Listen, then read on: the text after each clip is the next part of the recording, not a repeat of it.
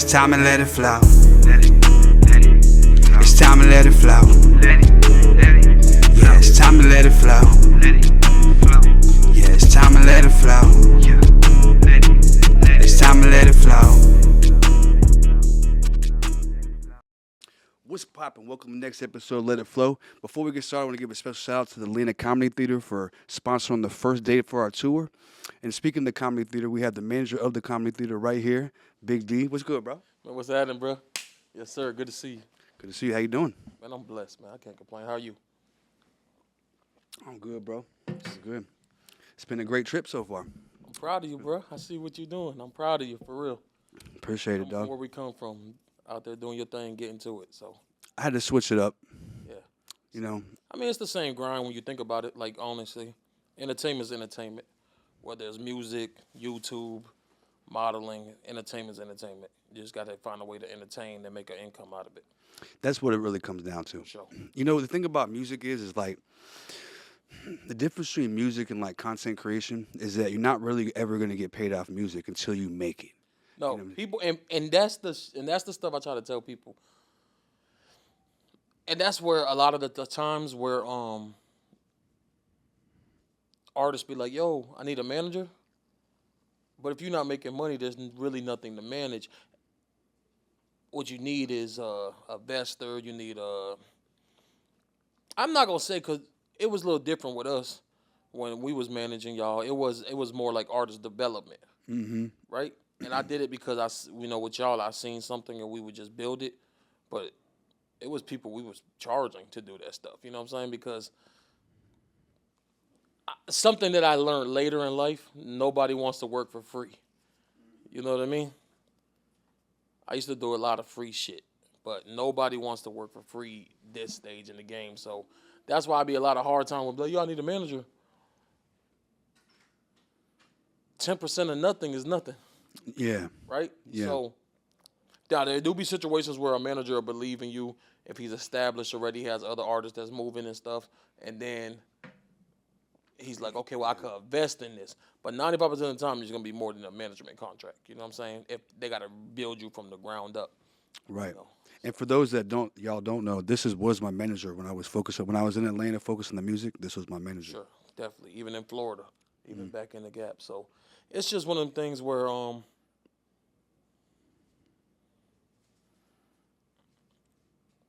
it's like people mistake managers and booking agents for the same thing. And it's really not the same. Right. And I think a lot of times in our situation back when we was doing the label and stuff, I was doing everything. Right. And that's why I was always stressed the hell out because it's like, write the songs, book the shows, do this. And if we get some money, get 10%. You wore a lot of hats. Yeah, right? Some of them hats was pulling my hair out though when I was taking them off, and that's why I try to tell people like you gotta really be built for this. Like, and it's okay to fall out of love with it. I think people like think that you gotta just be in love with this shit forever. I'm not. I'm at that stage now where if it don't work for me, I don't want to be in love with it. Like, you know what I'm saying? Like, you gotta love what loves you back. Sometimes this game don't love you back. And I try to tell people, I'm not trying to discourage nobody from like being an artist or nothing, but just do what you love. And if you fall out of love with it, be honest with it. Same thing like if you're in a relationship with somebody, you should let them know if you fell out of love with it. You know what I'm saying? Like, there's no reason to just force it because I promise you 95% of the time if you force it, it's not going to work. So if you fall in love in a relationship, do you feel like you could fall back in love? You can. And I'm not saying you can't because you can fall back in love with music too, or in a relationship. But I feel like you owe it to music or even a relationship to let them know, hey, I fell out of love. I'm not saying that we can't be, but later we may, you know what I mean, and put in the work and maybe. But the problem is people ain't honest with it. Like, they 55 till I listen to my mixtape, right? And it's cool. I'm sure there's an audience for a 55-year-old rapper. But what I'm not okay with is the 55-year-old rapper spending money on the studio and then them kids at home ain't taken care of. Right. At some point, life has to override.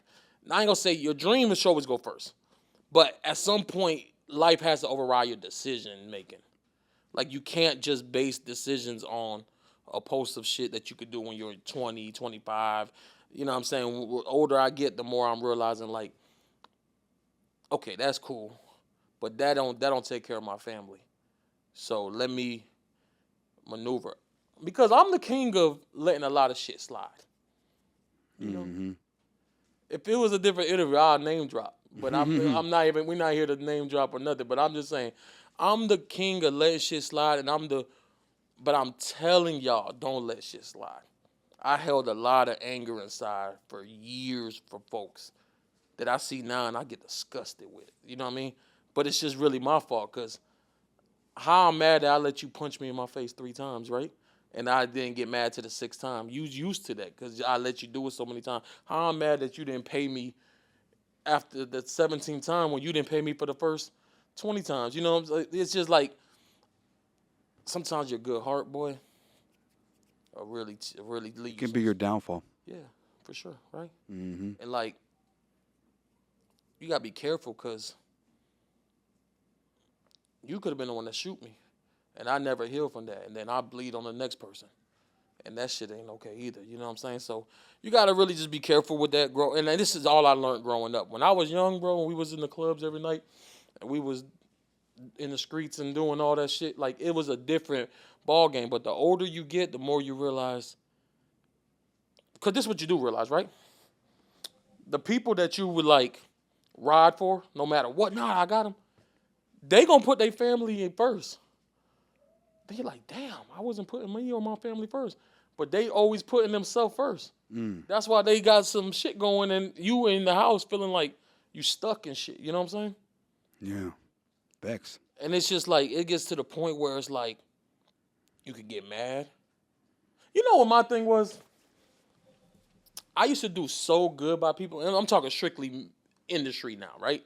Forget real personal life, strictly industry.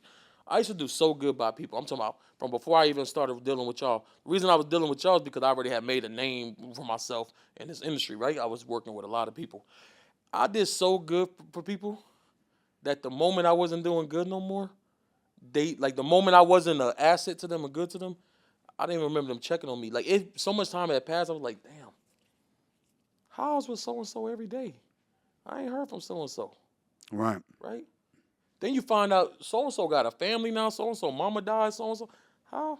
It almost gives you like the high school effect. Like, you in high school, you thought you was always gonna hang with them kids, right? Right. Your friends are gonna change. You probably talked to a few people from high school, but when's the last time you, like, really? Very few. Very few. Right? It's the same thing in this industry. This industry ain't nothing but school. It's really like it's a what can you do for me now type shit. What have you done for me lately? Right. That's all that matters. People And I forget. promise, I wish I knew that earlier, because I would have been up, because I would have charged everybody for everything.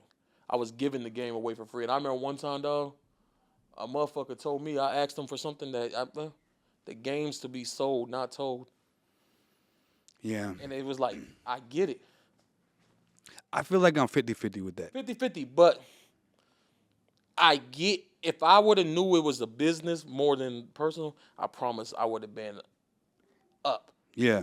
But I feel like it made me stronger who I am too. Like, the industry. I definitely feel like you could have definitely charged for some more game. You could have sold some more game. You did a lot of free stuff, bro, for a long time. And a lot of people do. And I feel like a lot of people establish relationships, number one, but they also will, like, continue on in their career by doing a lot of free stuff. You know what I mean? If you always charge for everything you do, and then there's a lot more less opportunities that could further your name, they're not going to be on the table. No, I get that. I feel like, but there's a difference, right? Like, we on LetItPhlo podcast. I know this is a good platform, so if a person come on here and they're like, oh, I want to do it because it has some views and stuff, right? But then it's like, if a person just started a podcast yesterday and they get five viewerships, nobody's gonna be itching to do that. So what's the incentive? Oh, you're gonna pay me $100. You're gonna pay me $250. Pay me $500. Then I might come through and give you some. And it's fucked up, but it's just life, because it's like, time is money. So I'm not about to give you no time if it ain't about no money. You know what I mean? Whether Right. it's promotion, and that's what the game. So there's a threshold as to when you charge. There's going to be certain times when you charge somebody, and certain times when you don't, or certain times when you pay somebody, and certain times when you don't, For sure. And because of what they got going on. status, and Motion. all that. If people want to act like that shit doesn't matter, it do. It does. I'm not treating so and so the same way I treat so and so. It's just like what it is because so and so earned that respect and different stuff. I mean, personally, in the personal world, I treat everybody the same. Yeah. You know what I'm saying? Yeah, I was about to say, So hold in the on. personal world, Yeah. like you shake the doorman hand. The Yeah, gentleman yeah. hand, in the real world. But what you're saying, as far you're as when saying you're a doing business world, yeah. you're not going to give the same contract to everybody. It's just not what it is. You know what I'm saying? For sure. 100%. Like, I'll do in the comedy game that I'm in, like, I'll do door deals all the time. Dave Chappelle come in here. He could take the whole door. He's Dave Chappelle, right? Mm-hmm. My boy that want to put a comedy show together might give him a different door deal because you got to prove yourself. I know what he's going to do already. He already established. So what I'm not going to do is, because I always tell people this, right? People always want you to bet on them, but with your money. Let me use your money to bet in Prize Picks. Why y'all use my money to bet, right? If you believe in yourself so much, you should always invest your own money or like bet on yourself. But a lot of people don't bet on themselves, right? They just tell you this is what they are. Like, Well, in a lot of cases, they'll bet on somebody else, and that's and hoping crazy. that they pop off to then come up, instead of just betting on yourself from the beginning.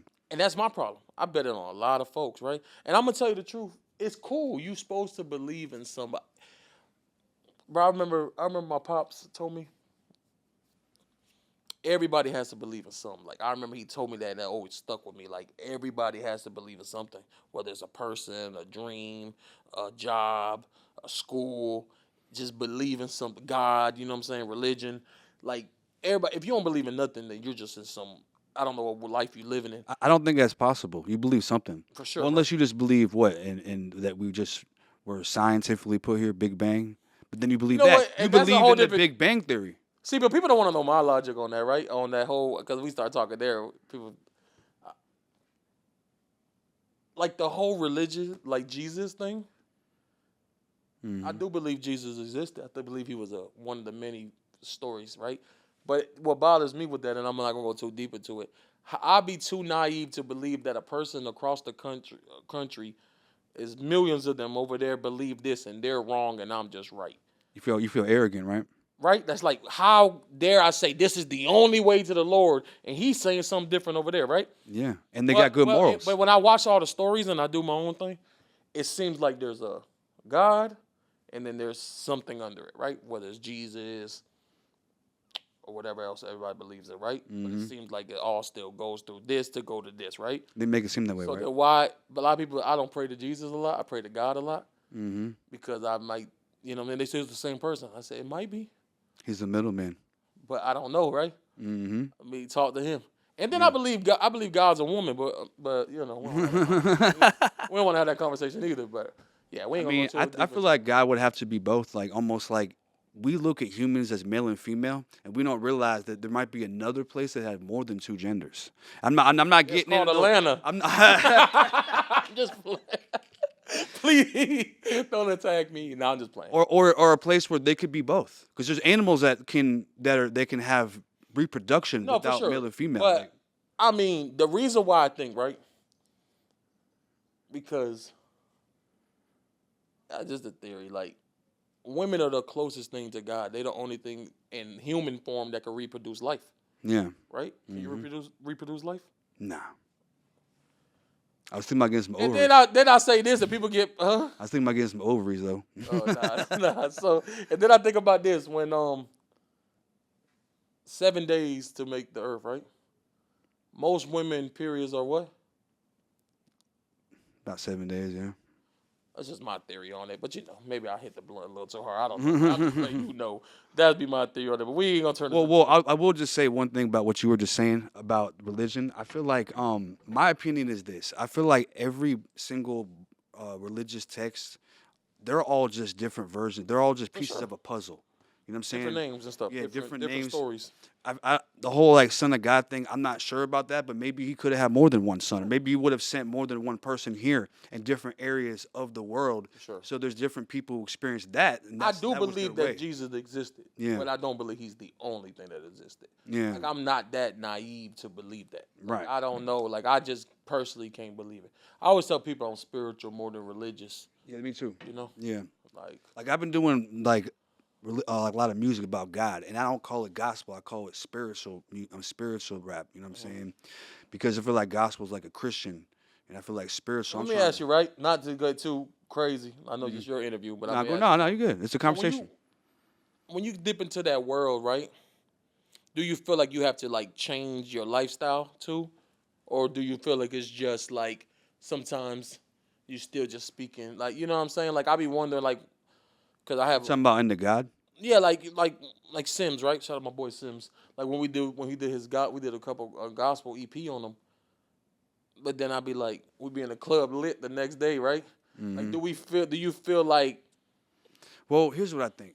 I mean, that's a good question. I feel like if you have a problem, like if you're drinking every day and it's a real problem, or anything, even if it's smoking or whatever it is, it's an issue. Like there's people who smoke and they're just done. They're like, all right, they just lay on the couch all day and they can't be productive. If it's affecting your life, then yes, and that's not just with habits, it's any habits. You know what I'm saying? I feel like God will push you to change. He's gonna show you why you should stop doing things because things are gonna go wrong doing what you're doing. He's gonna show you, but a lot of people aren't listening. They're not gonna see it, like or they'll see it and they'll be like, I'm gonna keep doing what I'm doing anyway. close And a my lot eyes? yeah, exactly. Just turn your head and be like, nah, I'm not gonna listen to you. And when you do that enough, that's when you need a change. You know what I'm saying? Like you realize if you want to be, you know, if you want to be on the right path in life and live in your actual purpose, and then you're gonna have to let God change you. And if you don't, then you're never gonna be actually living the life you were meant to live. No, for sure. And I do that's a good point. For sure. But the problem is I don't think sometimes we see our own bullshit either. No, for sure. You get what I'm saying? Like I think sometimes we think, oh, this, but the person from the outside is really like looking at us like, yeah, y'all full of it. You know what I'm saying? So I feel like a lot of times we just gotta accept and really look in the mirror too. And I'm just saying, I was just Well, wondering. it's accountability. Yeah, take accountability. And like I said, like ain't no judgment zone, bro. I don't did the worst you could do in life. You know what I'm saying? Like Right. the worst, and I still do every day. Every day is a thin line between walking right and walking wrong. You know what I'm saying? And sometimes you gotta walk wrong to provide for the right. Like I don't know how, like I don't know if I'm making any sense, but like you like sometimes you have no choice. You might know this is not the best decision, but you need to get this over here, and you can't get this without this. And it's like Well, that's why they say it's like yin and yang. yeah. They both have to exist.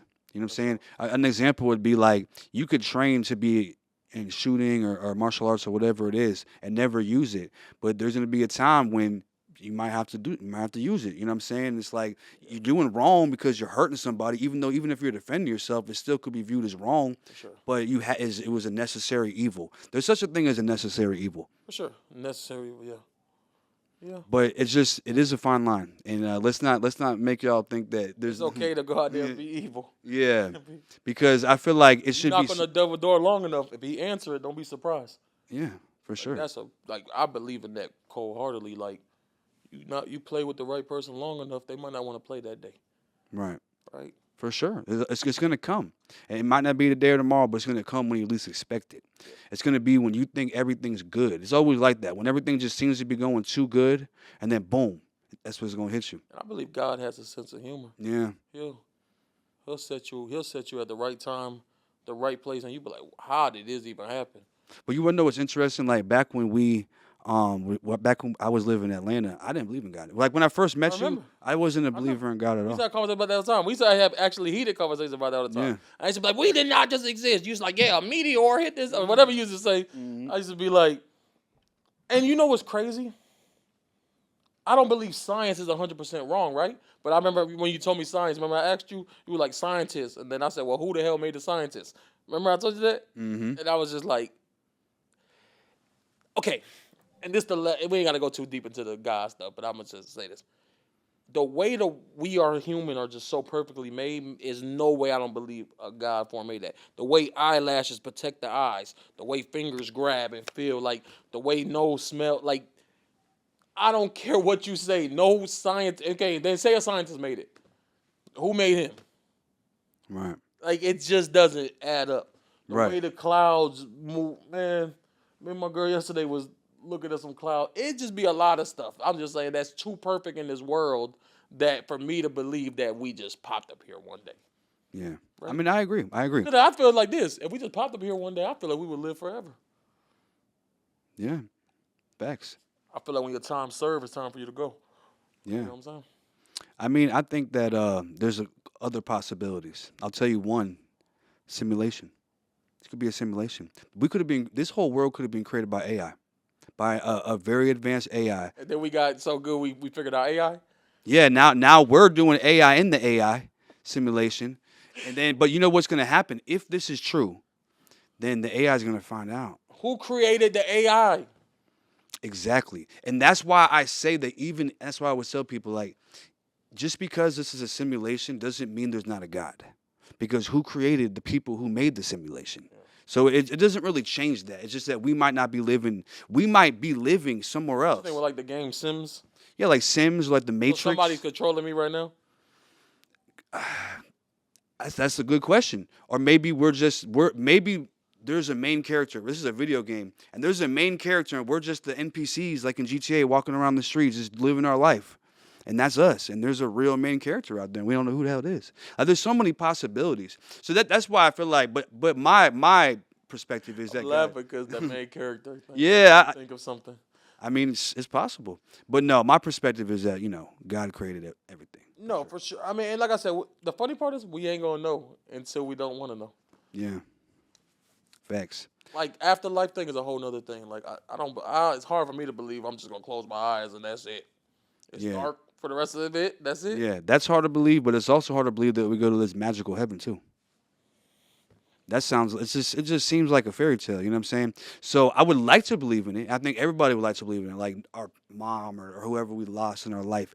They're in heaven watching us. But then I'd be thinking about, man, I'd be doing some things like what about when I'm having sex with my girl? You know what I'm saying? I don't think I want my mom in heaven watching me. So it's like, is that really such a good thing at the end of the day? Yeah. Like, I need to be able to turn it off. Like, I mean, they're not only watching you. Maybe they turn it. They turn to the next channel. The son that's praying, not the son that's playing. Right. I don't know, man. It go deep into it, but Yeah. So I feel like everybody should believe in something though. No, for sure. You got you.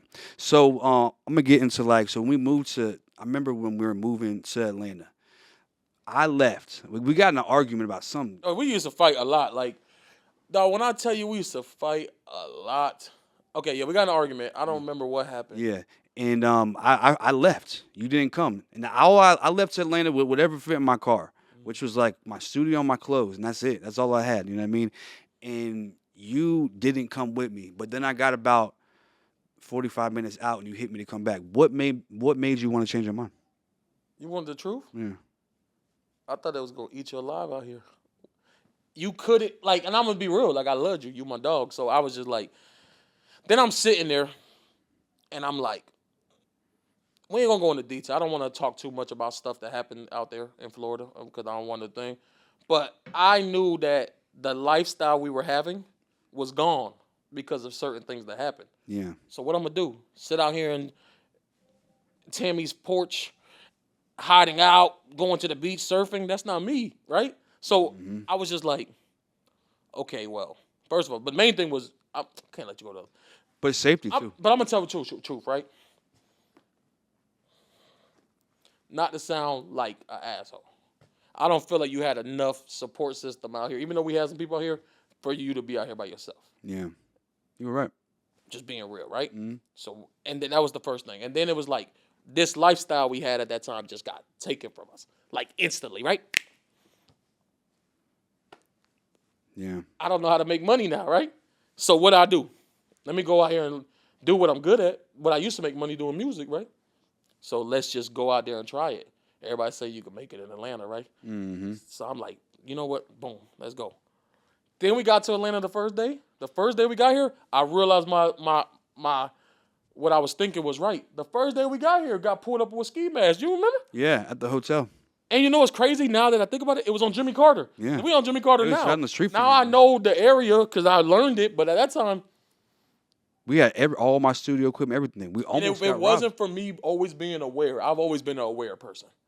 Remember I said, hey, Yeah. I grabbed the thing and I said, go back to the car and back up the car. And you was like, what? I was like, go back to the car. And when you seen the ski, we got right on time. Then I forced the hotel to give us our money back. I said, y'all trying to set us up. Mm-hmm. But that's when I knew. That's when I knew I was right because the first day we almost got robbed in Atlanta. The first 5 minutes of being here. Yeah, the first 5 minutes, literally, we landed in Atlanta.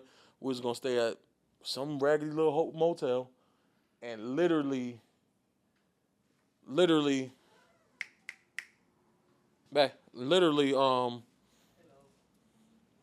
food, the food. Sorry, y'all, I got hungry. Literally, the first day we got here, it was a situation. So that's when I already knew, like, okay, coming was the right decision. You know what I'm saying? Because at the end of the day, we had to look out for each other. You know what I'm saying? Over it, because that's just what it came down to. And Well, I'm glad you but that made me change my perspective of Atlanta. Like, quick. it really, because It was a wake-up call. They sell you on this Atlanta. We go check that left here, traffic. We grew up on all that, so we know Florida get down, but we really had a different perspective in Atlanta. And when I tell you, the first day I was like, and this is the good part, Gwinnett. Now I know that. I didn't even know what Gwinnett was. Yeah. It's crazy that it even happened right where we were because it wasn't even the hood, bro. Not really. Kind of, but not really. It's just that we have been through so much that we was aware of BS. You couldn't, but they was really about to do us they was really about to do us the bad way. Like, and that's literally the first couple hours of being here. Which was my other thing, is we weren't even supposed to be staying at the room. We were supposed to have something set up for us. It wasn't. And that was another reason why I was like, yeah, I got to go with my boy. We'll figure it out. And I think we stood with pops and moms for a little bit. Right there. Thank you so much. Thank you so much. I didn't get this. You didn't get beans? Okay, no, I didn't get beans. I got mac and cheese and yams. It's okay. Don't worry about it. That's what I get, mac and cheese and yams.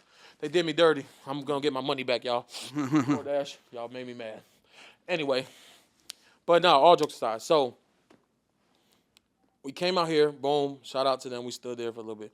But we knew staying with people in Atlanta wasn't going to go long. Yeah. And this guy right here found us a spot on Candler Road. And we thought Gwinnett was bad. We almost got robbed the first day. I still remember the first time we pulled up the Candler Road, and somebody got popped over a parking spot.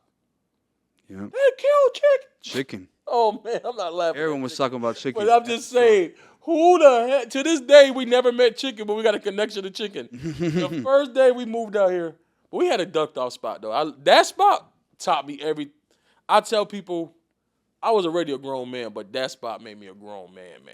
Like, that spot taught me everything. I went through every emotions you could go through in that spot. That was probably one of the hardest times of my life. That was like, what, a 5-year span, right? Maybe 5-year span. At least 4 years. That's the reason I can't. Bro, Little Caesars, I've probably ate it twice since. And it took me years to even consider eating Little Caesars, because if you ever came to our house, if you looked at our refrigerator, you would see, like, I don't know. Like, you know how these block got racks on racks on racks? Yeah, That was us yeah. of pizza boxes. And not because we love Little Caesars. because, When I tell you, go ahead. we came down to Atlanta, whatever we had on us, we had on us. And this is Atlanta. We didn't know how to make money in Atlanta. We did not know yet. We was new here. So we're like, And like he said, we had before this happened, we had a lot of money. We was in the club popping bottles every night. But we ain't, you know what I'm saying? I'm not trying to glorify our past life, so I don't even care about that too much. But we came here and we had to start from ground zero. And it really humbled me, like, on some, oh shit, like, what are we gonna do, right? So we would come up with $5 every day to eat pizza or Wendy's. Right. Because the $5 Little Caesars could feed both of us. Yeah. 4 each. We're still a little Or hungry. each, go get an RC Cola, RC no, Cola. hell nah, bro. He would drink the whole RC 2 liter before we got home, and the store was like No. like a half a mile from the house. A mile? I don't know. Yo, let me tell you something. But that means it's because we hadn't drank it in days. You know what I'm saying? Yo, I'm not gonna lie to you. I don't even remember how the house was set up. I tell you what, I don't even know if the rooms had beds in it, but we had that studio. Cause we was that's chasing it. that dream. We had that studio. That's all we had. It was like a trap, but we weren't trapping drugs. We were trapping music. It was just like rats. No, wait, we had rats right away. The rats No. came after. Okay, Stop. that's facts. No, when we moved into the house, I saw like droppings, right?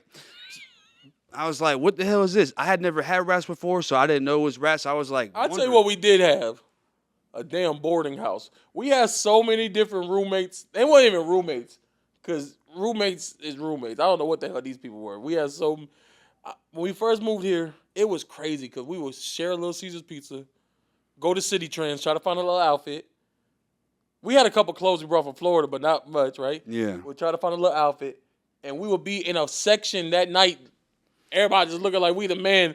And then you would think we were just good as fuck. And then we'd go back home like, damn, we got enough for cookout or not? Yeah. Right? Mm-hmm.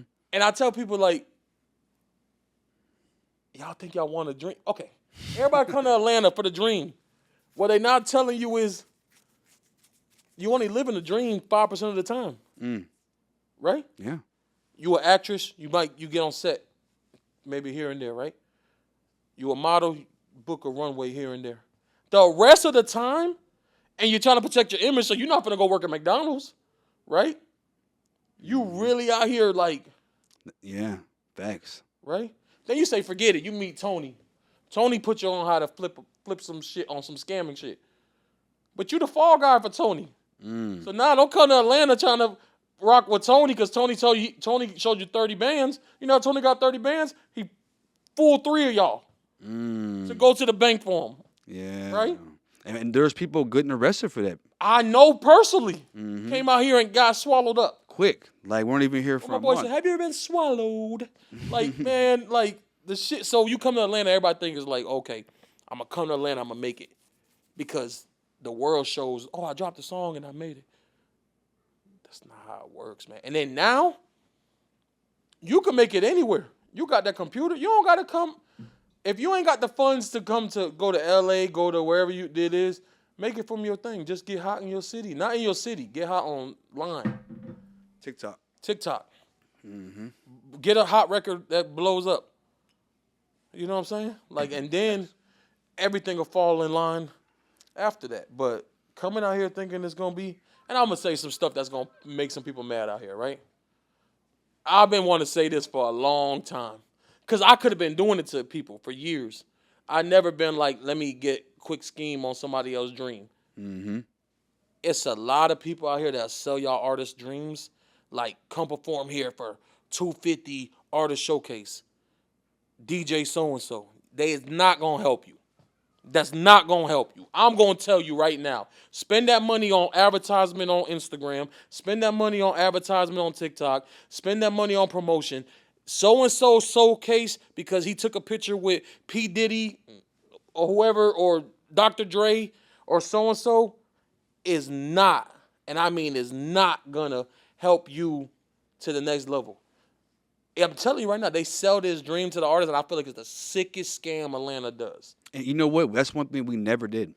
We never paid for a showcase. Oh, nah. We wasn't going to do it because I already had been in the game so long. Zane had already been in the game so long that we wasn't going to let them play with y'all like that. You know what I'm saying? Y'all had that umbrellas. A lot of people don't.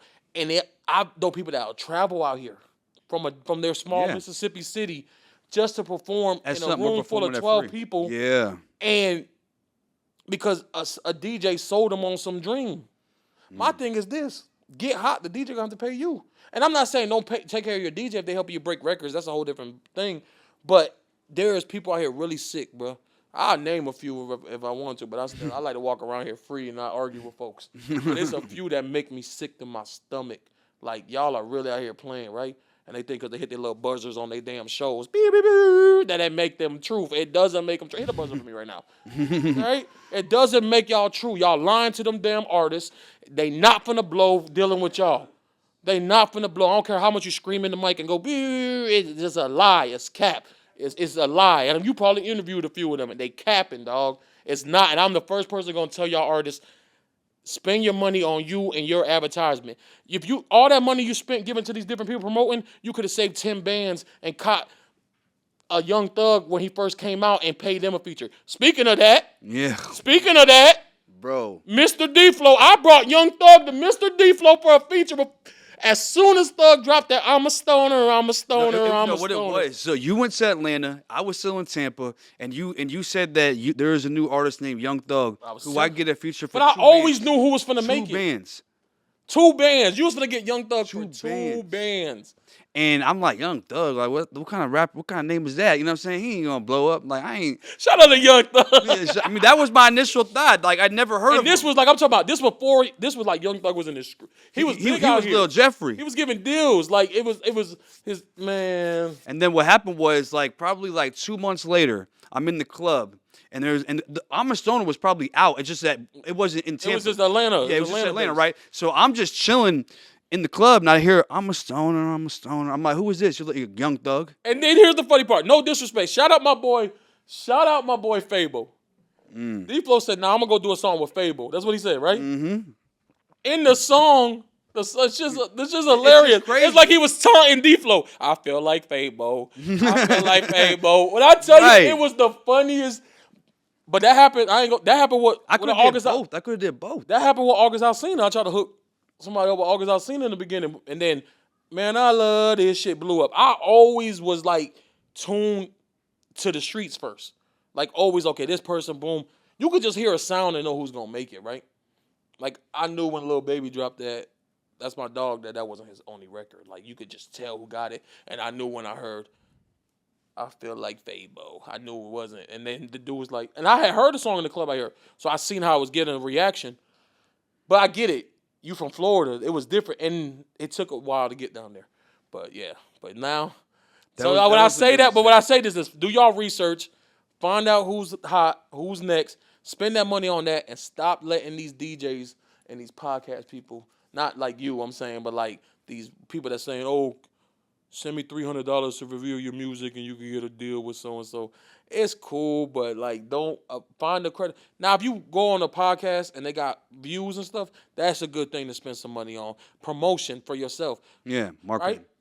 Save up $5,000. Stop spending $5,000 on Showcase and get you a billboard across Atlanta where the people that's going to the Showcase got to see your billboard. Right? It's just be like killing me that cats just really be selling it, and they've been selling for so long. And there's a clique of them that been doing it for a long time. Well, I'm gonna tell you my opinion on it. I mean, like I said, I never paid for a Showcase, so but I feel like we had a lot of stages to be on. Yeah. Like before we even came to Atlanta, we done hundreds of shows. You know what I'm saying? Even before I met you, we had already done like a bunch of shows. And then when you started managing me, then we started doing a bunch of more shows. Yeah. And then we came here and we were still doing shows like almost every week or two. You know what I'm saying? At least one show. Sometimes we do 3 in a week. You know, just depending on the week. See, and y'all seen it differently because y'all first shows I brought your brother. I don't know if it was you or your brother. The first shows I brought y'all on it was the Travis Porter. Yeah, it was Travis Porter. It was the Travis Porter high school tour that we did, right? Mm-hmm. Which is crazy. Kids was jumping over the things. And then that same night, we went and took y'all to the Wale tour. We opened up a Wale and Nappy Roots. So it's like y'all always had that thing, but some people don't got that. So that I get that what they want to do, and I'm okay if it's a $50 sign up for something and the grand prize is $1,000. Cool, but stop letting these people make you feel like if you don't do this you're not gonna blow because there's so many people that don't know these people at all that blew. Right. Like so basically what I was saying is like if you don't have any stages to get on, wherever you're at, you might not be in Atlanta. You know what I mean? And that's the only stages. Maybe it's worth it depending on the price because you need to practice. Your show is more important than your music. For sure. So it's like if you can't get on those stages, then that's a problem. So I feel like depending on the situation, but you're right, don't blow all your money on that. And another thing is just as important as it is to get on the stage and perform, it's also just as important to get in the rehearsal hall. Yeah. You know, and that's what Zane was big on was like get in the rehearsal hall, for sure. get in front of the mirror for every show. It's like It's practice. It's like you can't just play in the game without practice. You know what I'm saying? You have to put in the work and stuff. And the rehearsal hall is very important for our artist stage presence, right? The breath controls, the turning and stuff. It's nothing like a live stage because I don't care what you say. Right. You could be standing out there and have all these folks there, especially when you're a new artist. They not bobbing you. They literally staring a hole through your soul. Nah, for real. Do something to make them bob, right? Right. So you got it's turn like up. you literally have to and still perform. You can't just stop because they staring at you, right? Like, Well, what you were so good at, and that's why I was able to learn it too. yeah, y'all had a cheat code. It was me. It was a hype man, right? You were the best hype man. And it was almost like, see, I'll tell you the crutch I had and why it took me a while to get better at performing. Because when I first started performing, I was always performing with my brother. He was my hype man, and he would always, I just got to come in there and do my verse real quick. I don't have to introduce myself. I don't even got to talk to the crowd. All I got to do is perform and get off stage because I'm part of a show. You know, and that was a mistake. And then when I got with you, with the label, it was like, you were my hype man. It was a great thing because you hyped the crowd crazy, but I needed to learn how to do it myself. That was like the problem. Like, it would be a problem to the point, and not only with you, with a lot of artists that I was like hyping them and stuff, that I was getting the daps after the show, and it should never have been that, right? Like, it was outweighing like the artist, but that was just. You got a point. I'm just being real. It happened many times, right? Even with some big artists that I don't, it's just like. You're good at it, bro. And that's why you're good at doing the comedy theater, because you're basically taking that skill over here. See, when I transitioned from the music game to the comedy game, like I said, I'm not gonna lie, I fell out of the love with the music game. Yeah, I did too. And I fell out of love with it because it's the most, I thought at the time, it was the most fake industry, right? Like, it's like, think about it, how many times you see, yo, we're gonna get together, yo, we're gonna get together now, send me the song. Yeah. And then you never hear from them, right? But if you the hottest person, they blowing your line, right? And then you gonna be the fake person at that time. Like, you the hottest person on, you the fake person. Nah, I got you, man. Send me the song, right? It's just like the shit, just a cycle. True. And I fell out of love with the music shit because it became like a catch up game, right? It's like you could love living in a house, right? Like, I love this house. The moment you get 3-4 bills behind, now it's like you're playing the catch up game. The house don't feel the same no more, right? You're like, this shit is cool, but it's just every time I'm in this bitch, I'm thinking about how I'm 3 months behind, right? Right. Like, you're stressed out. Every knock at the door, it's the same shit with the music game. When you start like putting so much effort into it, then it's like you're not really getting the reward back, and you're just like, oh, I'm waking up doing this shit again. I'm about to get in the studio for 10. And then I'm not saying in the beginning I feel like you should put all into it, but when you're 8 years in and you don't have a successful record, or you don't have a successful artist, and then you're like still in the same boat, and then you're just like, well, shit. It's a little young blood over here. He don't put in that work every day, but he got a motherfucking new Mercedes. And your car oil change can't even get paid because you're just focused on this facade and this dream, and then you can't ask nobody for nothing because you look like you're making $1 million. And that's the worst part about it. It's like you said, the job is hard. It's hard to work regular jobs, and it's like you can't ask for nothing. You can't never even show. It's like we were at the point where we were at the club, turning up, looking like $1 million, coming home with no water, bringing girls to the crib with no that was water. sick work. I'm gonna tell you the truth, and this is kids, fellas, whoever's watching this. Playing with girls is a money sport.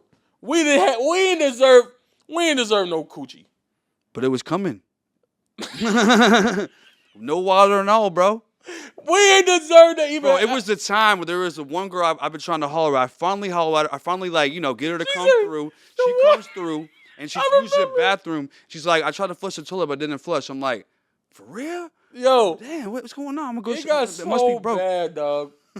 And we were never going to pay that water bill. That was like a $7,000 water bill. Yeah, and that wasn't like because of us. No, it was a leak. We were out of town, and the pipe burst while we were in Florida. So we come back, our whole fucking water company line, told us, well, we could credit you $300. like $300. It's $7,000, bro. Like so eventually, shout out to Cody. He came through one time. Came with the key. He came because bro, I'm talking about for like 8 months. No, Cody pulled some BS. He did, but people have to understand. For 8 months, we were living in the crib, going out, doing our thing, but we're going to Planet Fitness. To take showers. Like I worked out every day.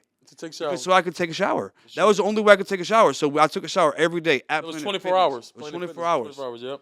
So that was Damn. really the life right there. And it's like, but finally Cody came through, and we're going You from know what's like crazy? balling Hold on, out let me to take a this. moment real quick and thank God, right? Because I get mad now when I don't have enough. But what I came from at that point, I have a lot now, Yeah. right? Mm-hmm. You look back for sure. Like, I have a lot now. Like, I have a lot to a appreciate. consistent stream of income. I don't have everything I want, but Mm-hmm. compared to that, There was like no income. there was none. It was the worst. It was the worst time.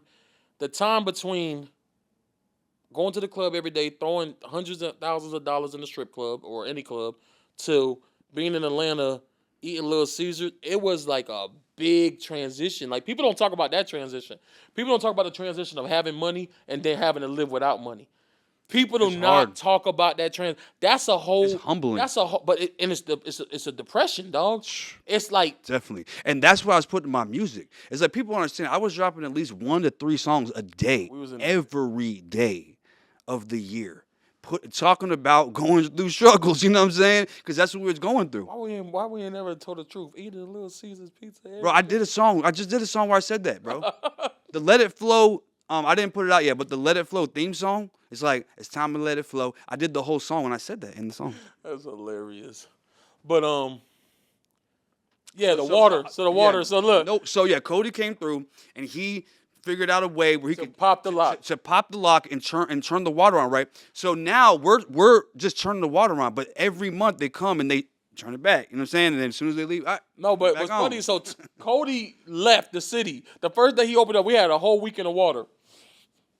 I'm talking about, you could feel the walls, like, because you know when you don't got water in your house, that's a different type of stench you can't get out. Yeah. Like, the walls smell different. Like, Yeah. it sinks in your clothes, your skin. Yeah, Like, it's crazy. Like, people don't understand. Like, I know when I walk in the house if they got water or not. Yeah, now we know. The smell is like embedded in my head for life, right? Mm-hmm. And Very true.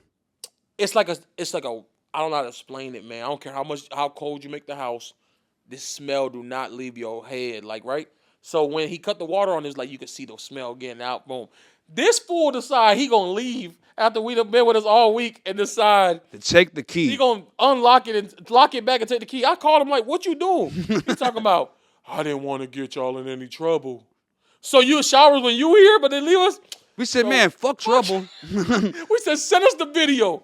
Yeah. And we went out there, we figured it out ourselves, and we popped it back on water. We was good for like 2 months until these fools got tired of us. And they Nah, it wasn't even that, bro. It was like a year, dog. Like for like a year. It felt like 2 months. Maybe, I don't know, 6 to 8 months. I don't know exactly how long it was, but they kept turning it off. But And we kept turning it finally, back on. They yeah. said, you know, we got something for your ass. We went out there one day to turn it back on. We think it's routine. We like, they cut it off again. All right, we're going to get the Little Caesars, and we about to go pop that shit back on. Yo, listen. This is crazy. Listen, we go down to the ditch area. Have you ever seen that scene in Breaking Bad where they both just looked down in the ditch and their money was missing? That's how me and you was looking. We just looked down. It's a whole new They box. took the whole meter out. The whole You know how mad and sick of our shit There was that no is? way to turn it on now. Listen, there wasn't no meter. In the Yeah. meter. Gone. I said, We were like, "Yo." what the hell, bro? I said, so we called them like, yo, ain't them? They said, yeah, pay that and we'll bring a new meter out. It's like they just cut the bitch off with a saw. They were like, we don't give a damn if this gonna cost us money later. They would not have another drink of water in this bitch. Yo, and then that's when shit went from bad to worse. Yeah. That's when the shit That's when we were living without water You know what it for was? a long time. But I'm glad it happened, and I'm gonna tell you why. We were comfortable in that bullshit we was dealing with. We was comfortable in that. You know how I know we was comfortable? We was trying to holler at hoes every day. How dare us? How dare us having to use gallons of water to flush the toilet, telling the bitch, yeah, you know what I'm saying, in the club line. No, we can't feed her. Hey, we gotta give her 2 slices of the pizza. We down to 3. Now we only get 2. God dang. Gotta give her half my daily food. We couldn't afford to fuck with that. Come on, dog. And back then I wasn't even smoking weed either, boy. I'm so lucky, boy, because I wouldn't be there for I was smoking like 1 blunt a day, maybe. Bro, when I tell you, dog, I was smoking like 10 black We amounts a had day. the audacity to be in the club.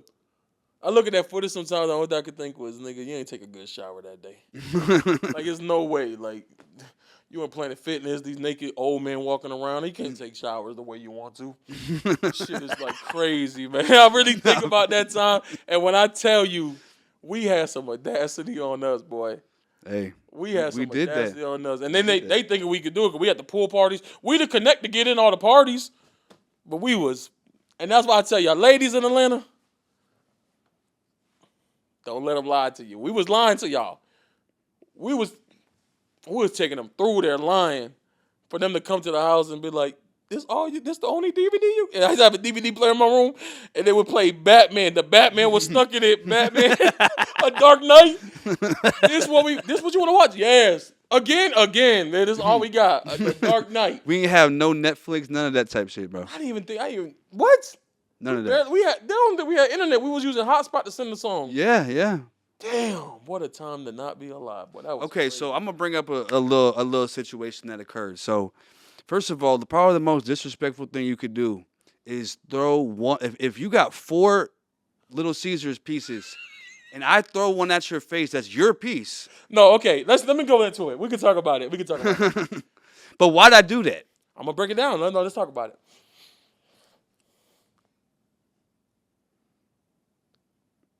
You see, D-Phlo, when we came out here, D-Phlo had a shout out to the Toyota Camry. That shit used to get us to A to B, right? Mm-hmm. I bet that bitch still riding somewhere right now. Mm-hmm. I Cameras sold don't it to never die. somebody. Mm-hmm. Yeah, that shit's still riding. Cameras don't never die. Somebody had a miscarriage in the back seat, a baby once. It was just that carpet through everything. We love it, right? All reliable. So D-Phlo would get up and get gone. He'll go get. I'm in the crib one day, and I swear, it might have only been like 7 hours, but this day, it felt like, and this is why I tell people depression and mental illness is a real thing, right? This is when I learned right then and there. Before that, I used to be just a street dude, and I used to think everything was peaches, and men don't really have mental problems. We don't really go through illness, right? I used to really believe that. Until this one particular day, I'm sitting there, and I realized I stared at the wall for 4 hours straight. And I drove myself crazy, like, this is life, dog. I'm sitting on the bed. I had the lowest bed ever. Like, You did. the bed was the lowest bed ever, right? I'm sitting there, and I'm just like, I'm trying to trick myself, making these damn TikToks while I'm changing my bandana. That was musically at the time. Yeah. And I'm doing these damn bandana tricks, and I'm in there singing, doing these stupid dances like I'm happy, right? And I'm like, that life is miserable, bro. It's miserable. And I remember I'm just standing there, and I literally drove myself angry to the point where I was ready to kill myself. I'm not gonna lie, right? Like, it was really to the point where it was like, this shit is not life. Like, nigga, I did so much in my life to just be sitting here in this dark ass area just staring, right? So then you came home, and I think it pissed me off that you came home because I was really gonna do myself the wrong way. Oh, Like, you never right? told me that, bro. And I was mad, and he just trying to make the best of it. He doing the same shit I'm doing with the TikTok, like, yeah, dog, got the little Caesars. And he just all happy. Look, the fuck this nigga happy for, dog? And I jumped in the studio. Right, you in the studio and tell me, Recording. where the hoes at? All this shit. I'm like, nigga, what the? Like, we lying to ourselves. Nigga, we got $42 between the two of us. Nigga, we lying to ourselves. What the fuck is we doing? Like, right? And I just got angrier by the minute. And the moment I got closer to you, I just get angrier by the second. And I was like, man, you know what? Ain't no studio tonight. Mm-hmm. Right? And it's not right, but I'm just telling you, like, I really was in the darkest space I probably was at that time. I've probably been in darker spaces since then, but at that time, that was like the darkest space I've been in mentally. And I didn't even know what was happening to me, dog. It was like I was watching myself be an asshole, and I couldn't stop it if I wanted to. Right? And this motherfucker going the thing, and I just kept hitting the thing with the ruler. We ain't recorded He had tonight. like a ruler, like a. I don't know where this long ass ruler. Like, we used to have random shits. Where did it come from? Big ass. We're not fucking measuring nerd left it over there or shit. something. I don't fucking know. And you just smacking the wall while I'm recording. So I'm like, bro, I'm And then recording. I'll let you. And then you think I'm done as soon as you go to record again. We ain't recorded tonight. Bye. We ain't recorded tonight. Bye. He's like, motherfucker. So now when D-Phlo get mad, it's hilarious because he got like this neck shit. He was like, motherfucker, right? Like the Incredible Hulk, right? But this how I knew. Normally when he get mad, I calm down. This day I didn't give a fuck. Whatever. Hit that bitch again. Pop, right? And then this nigga throws the pizza. And when he throws the pizza, that shit slides down my stomach. I had no shirt on, right? I used to love wearing no shirt back then. I had no shirt on. And for some reason, that pizza was the most disrespectful shit in the world. The bitch, who slices this? Mine? And then, this was the story we got there. But I'm going to tell you what really happened. Fuck it. And Let's tell the. I'm going to tell the truth. Okay, look, you tell the truth, and look, let's do it like this. I didn't know you were going through that. No, okay? for sure. For sure. You just told me something new. Something happened where, what did I do? Okay, so basically, here's what happened, bro. So I threw the piece of your face. You tried to fight me by the studio, and I was like, let's go out back. Outside, right? Let's go out back and fight. You know what Now I'm saying? that brick is where everything changes. This motherfucker, if I ain't believe any better, I would have thought he had Home Alone set up in this bitch. This brick was placed right in front of the fucking door. And when I hit that brick, I hit the ground. Boom. Well, now what happened was I punched you, bro. I punched you. That's where the lie. That's where it comes. Nah. That's where I don't know. I punched you one time. I'm gonna say you. No. There was a brick behind your foot. Yeah. There was a brick behind your He foot. say he punched me. I say he pushed me. I don't know. But we gonna just that ain't the poor part. When this is where the shit went left. When I hit the ground, the brick, I feel like no matter what, it's still two brothers fighting, right? Now I'm opened up upside him. He starts stomping my ass while I'm on the ground. And I said, oh no, he an enemy. He not my brother. He's stomping me. Somebody gotta die. Right? This is how I'm feeling. Like, wait a minute. I probably the first time when I was getting kicked, right? And I was like, motherfucker, I'm trying to get up. I can't get up. This nigga kicking me, right? And I'm like, oh, this ain't LetItPhlo in my head, right? So I go in the house and do what any motherfucker gonna do. I got the scrap, right? My strap. His own scrap, yep. For sure. Ran down the street. It wasn't until I got halfway down the street, like it hit me like, what are you doing? That's LetItPhlo. You was chasing me with it. Yeah, for sure, right? Mm-hmm. Like that's LetItPhlo. And then I that's when the sanity dropped back. Like, what is you doing? Right? Like, damn, dog, you're really about to crash out. Crash out wasn't even a word like that. We weren't even using that back then. Yeah. But you're really about to like spaz out and throw away. First of all, now you about to take your nephew's daddy over a fucking fight because life is struggling when y'all came down here. And ironically, you come down here to protect the nigga. And now you are at this point in stage in life where you about to do harm to the nigga, right? And it was a real fucked up situation, but that's why I say, like, when you feeling that shit, I've been feeling like that mental illness at that time for a long time, and I just wouldn't say nothing to nobody, right? Keep that shit in. And that's when I realized you really can't. Because it wasn't until halfway down the street that I realized. So when everybody was calling me, it was like, yo, you did this. I didn't even know what niggas were. I jumped in the car and went to Zane's. No, for sure. But when everybody was calling me, I didn't even know what had really happened because. You blacked out. Yeah, right? So when people tell me, I'm like, what the fuck y'all talking about? It wasn't until like the next day I replayed everything. Like, what is y'all talking about? You didn't want to admit what you did because it was so bad. It was bad. It was bad for sure. And it was a point where it was just like, I was just ready to go back to Florida. Like, it was like, dog, this shit. I talked you out. No, so basically you moved into Zane's temporarily. Yeah. Like, Zane was like the daddy of the situation. Yeah, right. It was like, y'all got to split up. Y'all can't be together right now. I had got a bus ticket. I was going back to Florida. Yeah. And fuck the Greyhound. That was the times. Greyhound buses, 19 hours to go to Florida is wild. And then this motherfucker comes over one day. He's like, man, come home. Or some shit. Like a fucking breakup. Like a real breakup. Like some bullshit, right?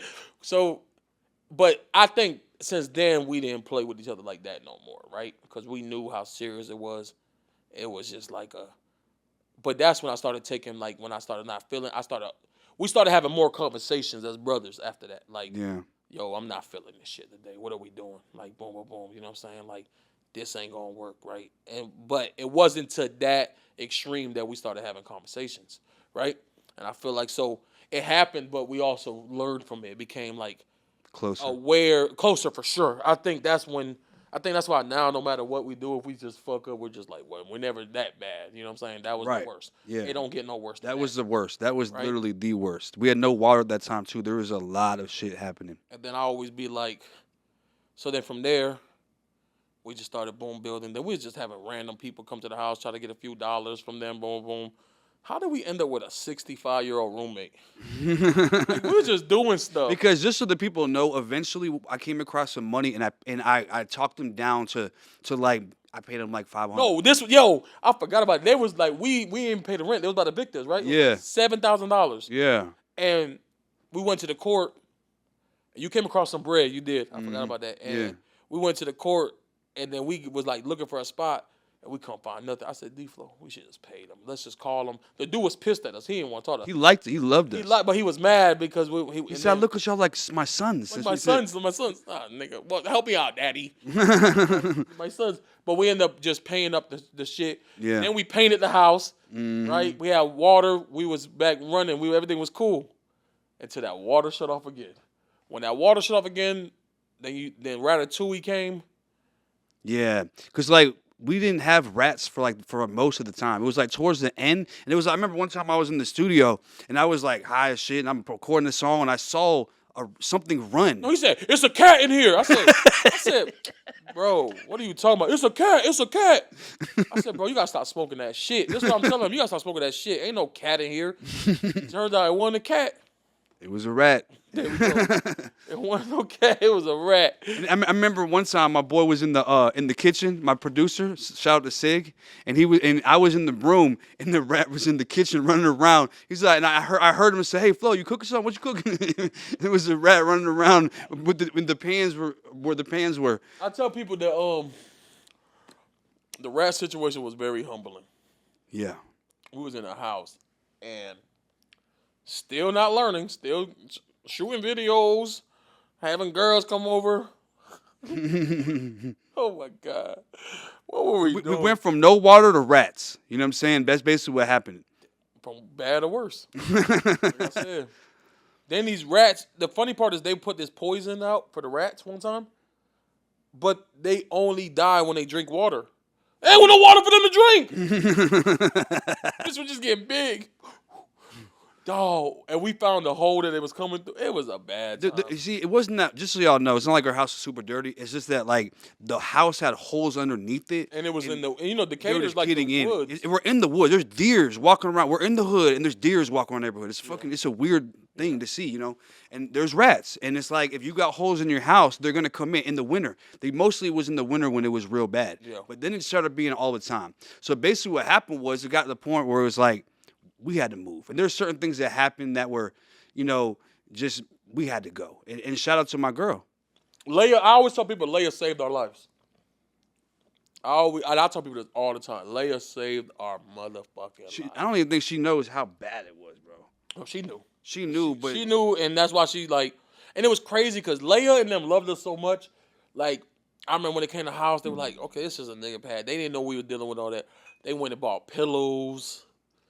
I still remember when they bought pillows, Popeyes. The power was out. We was playing cards in the dark. they bought us candles. So Shout we were out playing to cards by candlelight. Poochie too, because Poochie Yeah. was in there with that shit too. And when I tell you, it was so like that's why it was the first time ever in Atlanta that I had seen like Someone actually cared. genuineness Yeah. from a person. Yeah. That gave a fuck. Like, Nah, for real.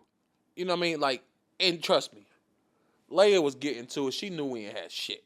Like, you know when a She person knew we had rats. yeah, she just played it cool. Like, she genuinely was just like, and I remember you and Leia got serious, and then y'all hit me like, it was the funniest moment because y'all was like, yo, I'm finna move with Leia type stuff, right? And I was like, bet, that's what's up. And then like Leia like, all right, son, what you doing? I'm like, what you talking about? Oh, you think we're gonna leave you here with these rats? And it was like, damn, right? She brought you too. Right? Mm-hmm. That shit don't happen like that. Like, them other niggas was on their own.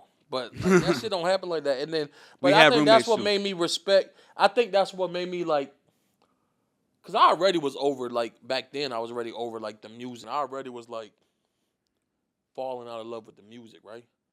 But Leia was so genuine with that shit that it made me want to go hard on her run with the music. Mm. Like, you know what I'm saying? Yeah, that makes sense. I didn't have no money to pay her back for the shit she would do.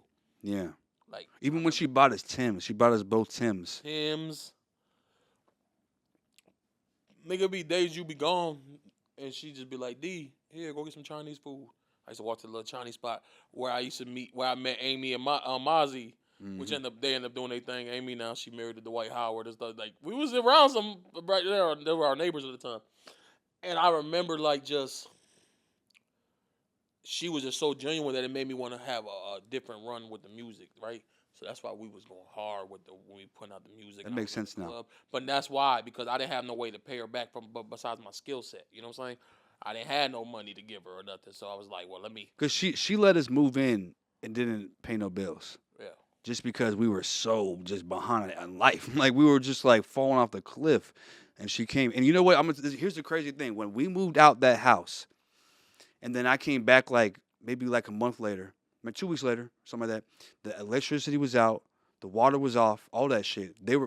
People were still living in the house. That was crazy. And I was just like, what the hell? Y'all move out, please. But bro, when I say that, when I went into my room to like grab some of the last stuff I didn't grab, those rats had ate my bed, bro. A hole through the bed. The whole middle of the bed was ate up.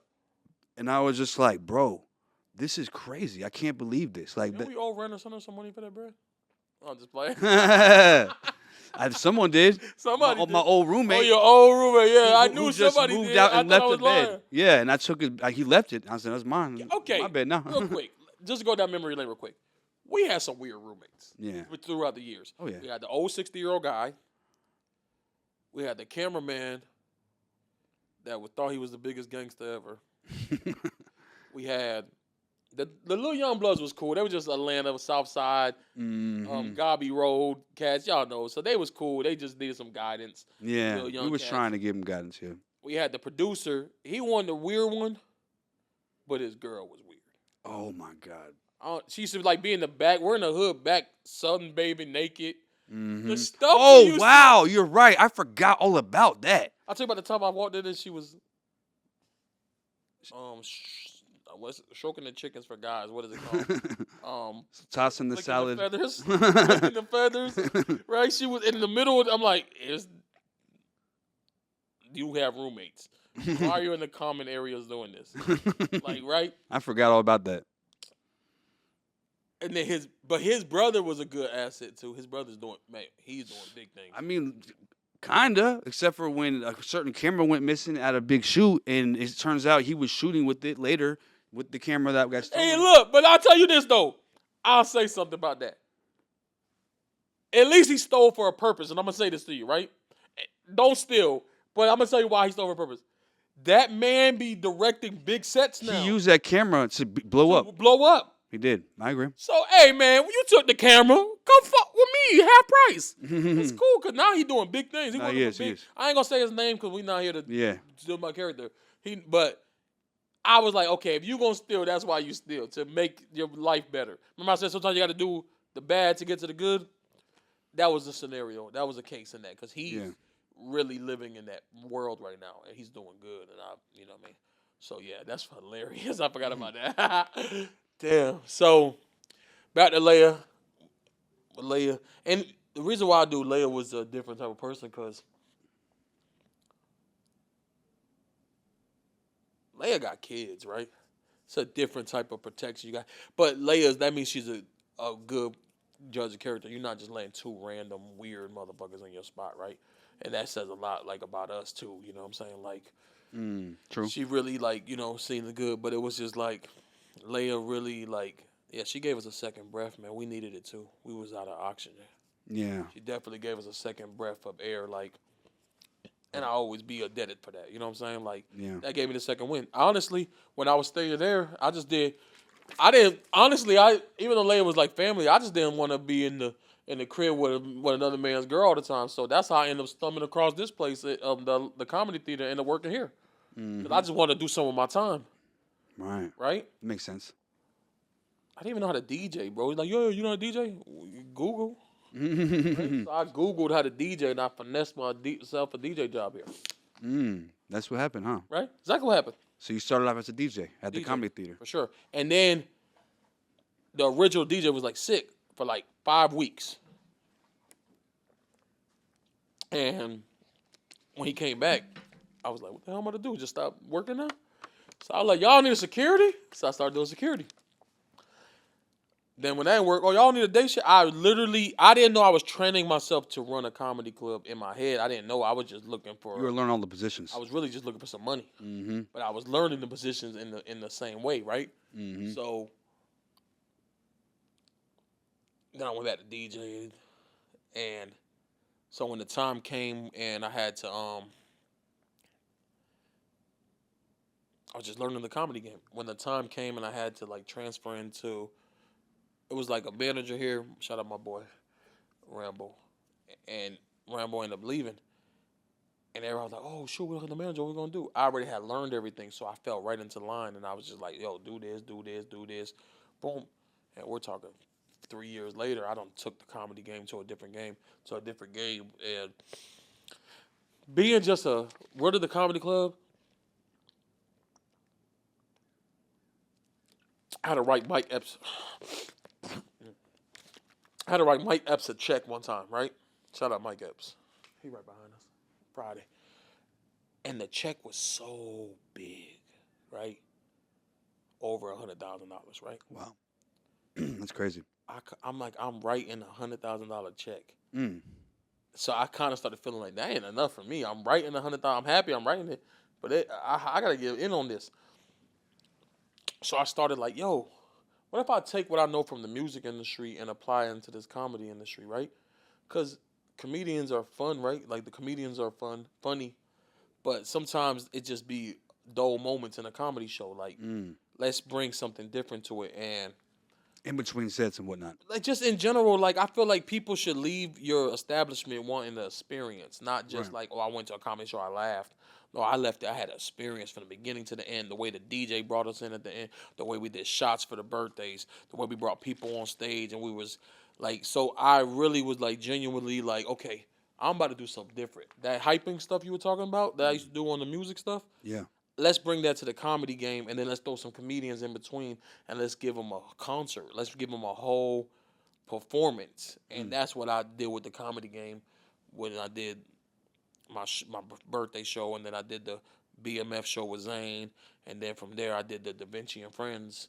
Right, I really genuinely like was like, oh shoot, because a lot of people that come to our comedy shows have never been to a comedy show a day in their life. So I feel like it's bringing a new generation to comedy. Comedy's an older sport, right? Yeah. Or a social media sport. So I really genuinely like, okay, Matt Rife, for instance, right? Matt Rife is probably one of the biggest comics in the world, right? Sold out Live Nation in 24 hours, all that, right? Wow. Matt Rife used to be here in this club giving out tickets. He started right here. Really? With us, yeah. Mm. Matt Rife started right here with us. Gary managed Matt Rife since he was 16. So Matt Rife used to be right here with us having this conversation like this. And now he's so big, right? He don't act it. He's still humble. Shout out Matt Rife. He's very humble. But it's just like, oh, it could happen. It's the same thing. Like it could happen with Right. at the things. So I wanted to get in it. And then I remember when I was 5 years old, we wrote on the paper what you want to be when you grow up. I didn't even know what a stand-up comedian was, but I wrote it on this paper though. Oh, really? Yeah, my mama got it at the house. So it's just crazy to see me in this rim now, you know what I mean? And I kind of just fell in love with it. I fell in love with the process of it, right? The same shit I fell out of love with music, you know what I'm saying? I fell in love with the process of these comics really come in here and really love this shit, and they really grind it out, and they get nothing. They don't. Sometimes they get a chicken wing plate, and we make them pay half of it. You know what I'm saying? Like you gotta really. There's no money in comedy until you're somebody, right? That you think there's no money in music. There really ain't no money in comedy until you're somebody. So people are really up here. This they therapy. You know what I'm saying? You making people laugh. You're paying to make people laugh. Right. Right. That's what people come. Yeah. A lot of Right. cases. So it made me fall in love with the process, the art form of it, right? But I also knew I'm a lit person, so that's when I took a bind both worlds. And like I said, we did a successful shows, a lot of them, and I look forward to taking it to another level this year. You know what I'm saying? Like, and the money's good. You know what I'm saying? Like, the comedy money is a lot more when you figure out the niche secure than the music, right? Because a lot of times you're doing door deals, you're betting on yourself. Comedy's a bet on yourself game. If you could put asses in seats, you could put checks in banks. That's just what it is, right? Well, as far as music, you got to get streams. You got to make people listen to it. No, I just got to get enough people in this one building to make a check. Mm.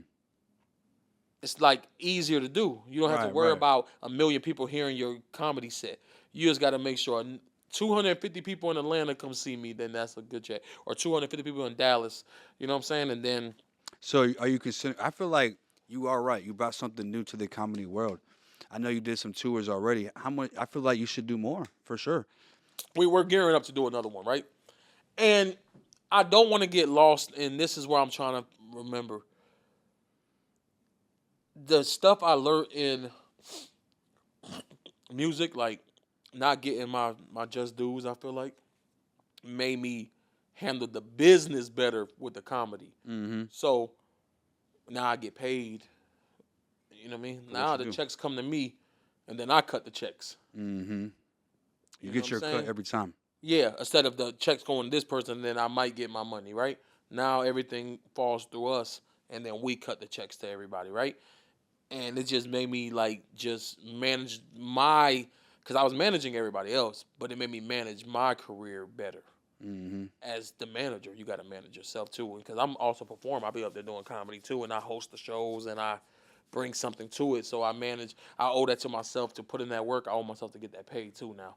So and I think that's what the shift I learned with the music, with this comedy I'm doing. Like, and it's just one of them things where you just got to kind of like everything gonna be work. It's just a matter of how it work because the industry is really dying. Like entertainment in general, it's so like much at once that they got access to that you really got to stand out, and you really have to like plant your feet in it in the sand and make your print because water's washing the print every 5 minutes, right? And it's something new popping off every 5 minutes, every 5 minutes. Any industry, acting, music, comedy. So, but definitely plan on doing a lot more tours, soon to come. And yeah, I fell in love with it, so I'm gonna have fun with it for a little bit. You know what I'm saying? And now I just look at life differently, man. Like when you're like married, right? Which like that's where I am now, and you start realizing like I can't play. Like my wife ain't gonna be okay with me being out at 2 in the morning without bringing some money home. When you by yourself, you could just live like that, right? You could just think about that type of Do stuff. whatever you want. Every decision I gotta think about them. I gotta think about the family, right? Mm-hmm. Now, right? So it's like a lot of people like, oh, well, you used to do this for me. Yeah, I used to ain't have to worry about nothing but me. I used to have to just have enough food on the plate for me. Now I gotta have enough plate on the food for three, right? So it just changes your perspective, but in a good way, right? You know what I mean? Like a woman had to come get your perspective right. You know what I'm Nah, saying? for sure, 100%. Right? Because you already had the grind and the hustle, but she had the plan. Yeah, very You true. know? She had the plan. She had the tools. You still had to execute it, but she gave you the blueprint, right? Yeah. And that's what a good woman do every time. Like a good woman to do that every time, right? Mm-hmm. Like I just feel like people are always trying like the world will make you think love ain't cool, right? Like the songs like, oh fuck them niggas, get that money, right? All this shit, right? The world will make you think love ain't cool, but love is cool, man. That's a good point. Love is cool. Love is literally like the best feeling that you could get for free. Mm. Very true. Right? It's You literally can't you can't pay for it. you can't. There's no amount of money that you could pay for love. Right? And then they tricking these kids into thinking like, oh, they don't need love. And that's why these kids is the depressed rate is through the roof. The Suicide. overdose, Mm-hmm. all that, right? It's because they're not pushing love no more. Like everything is like, oh nah, you could do it yourself, you could do it yourself. Right? And that's how the you wouldn't just get into a little history real fast. Like that's how the welfare and food stamps started. It was to break up the homes. Yeah, it was. We'll give you all the help you need as a single mama, You don't need a man. but you can't have your man in the house. Mm-hmm. We'll give you Section 8, but you can't have your man in the house. Mm-hmm. The man need help too It was removing the father from the household. to weaken them up. You feel me? This wasn't a coincidence. No, and this is just what it is, right? And it's the same thing with like, I just feel like I don't know, man. Something about like women need men and men need women or whatever. Like you need each other for this shit to flow, right? But I always say love is where it's at. I don't care what nobody say, and you know. I agree. 100%. I mean, yeah, meeting my girl, you just explained it very well. I don't think people realize how bad I was at that moment. Yeah. And she came and helped me, and pulled me out of a really, really bad situation where I don't know where we would have ended up. If I hadn't met her, I don't know where I would have ended up. For sure. I wouldn't be where I am now. Definitely. And then we got together and we started doing the music together, grinding it together. But then we got on the YouTube. So everything that we did was like a team. Like even here when she's setting the cameras up for me, still to this It's day. still a team, yeah. And it has to be that, like, right? And that just brings me to a point where, like, because y'all both entertainers, right? Like my wife's an entertainer too, and I'm an entertainer in a sense, right? I'm more behind the scenes, but still a sense. Yeah. It's like the balance. Women will let us do a lot of shit as entertainers, right? And I ask you this, like, women will let you do a lot of like shit, but as men, we really can't take the same shit they let us do, and they entertainers too, right? Right. Like, what's your take on that? Like, You got a good point. I mean, I think as men, it's like it seems like women are less jealous in a lot of cases, Sure. Like men, it's like basically like if a man cheats, well, men are way more emotional than women, and they try to say that we're not. Women just when they get to that point, they react emotionally. but we're way more emotional. Yeah, our emotions are powerful. Exactly. They are, and I think they have to be Yeah. because one thing that makes us powerful is the emotions will drive you to do things that need to be done. If there was no emotion and someone's trying to attack me right now and I'm emotionless, I'm dead. I have to be full of emotion to react. You know what I mean? Like really powerful emotion to be able to fight and be able to fight good. So it's like we need that, but they tell us we don't. They tell us we should ignore our emotions. Well, they want to weaken the man. Exactly. in That's general, just right? weakening us, right? Yeah, like they want to do that. That's the they don't this. But as far as like women with entertainment and stuff, like how do you cope with that dating like an entertainer? I mean, it's gonna have its moments. Like, for example, like early in our relationship, we did the video. We did 2 videos in one day, Blanco and Put It Down on You. So she's doing a sexual video, Put It Down on You, and she has a dude that she's basically. I wouldn't say it's a sex scene, but it's close enough to that. You know what I'm saying? And I have to shoot a video after. Yeah. Like literally within like an hour of this scene going on. So I have to be able to balance. I can't sit here and be worried about what she's doing. I know she's just shooting a video, but as a man, a lot of men would be jealous in a situation like that. I'm like, I can't even worry about that because I have to do what I gotta do. And I'm learning that, right? Because let's just be real, man. I wasn't shit when it came to like dating, right? I didn't expect nothing, so nothing ever mattered, right? I used to go out with y'all and have 2 girls fight on me and loved it. Like it was the funniest shit in the world, right? It's like messy shit, like kitty shit, right? So my girl, like the first person that made me be like, damn, right? Okay, maybe I should. In a long time, I'm not gonna say that. I don't know. I'm gonna say her lying. So I never felt like that, but like in this way, right? Mm-hmm. And it made me be like, damn, like okay. But she's an entertainer. My girl going viral every freaking week, right? And she has to do videos. She has to be around. Is that hard for you? No, it is, and it still is. I'm not gonna say it was. It still is, right? But it's like I feel like it caused a lot of friction in our relationship because I'm a vocal person. Like, nah, we ain't doing that shit. But it's like, damn, we not doing that. Like, what you mean we not doing that? This her thing. She said some shit to me that was the realest shit ever. Cause like I was helping her manage her situation, right? Like her thing. She said, I love you, but if you can't do both jobs, I'm not gonna lie to you. You might need to be the manager. And not on no like cocky shit, but on some I could see you on stage dancing with girls and she might feel some way, but she just whatever. But you can't see I done seen her in the sex scene in the movie before, right? Hated it. But then I was like, damn, she moaned the hell out that motherfucker. She a good actress. Right? So it's like you applaud you like if it wasn't her and I was just watching it, it's like she's a good actress, right? Yeah. Like, but men can't never dish out what we could take. And we know that. Like, and I know that for a fact. Like, I can't. But I'm learning to just accept it. Because at the end of the day, right, you could drive yourself crazy. Like, where you going? Who you texting? What you doing? And then that 1 hour you fall asleep, they going to do what they want to do if they want to do it anyway, right?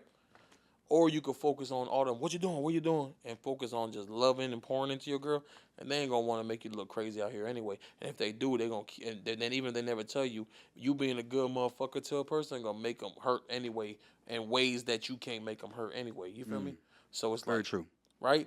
So it's just like, just focus on being good, 100%. right? And then That just benefits then you it's too. like if you're dating an entertainer, dog, it's gonna be what comes with it, right? It's just Yeah. gonna be what it is. Go date you a pastor. And that No, goes for men and women. For You know what I'm sure. saying? Because I know the women deal with a lot, especially dating rappers. They deal with a lot. If you can't deal with it, don't do it. Denzel Washington's wife go to all his premieres. Denzel be cracking shit in movies.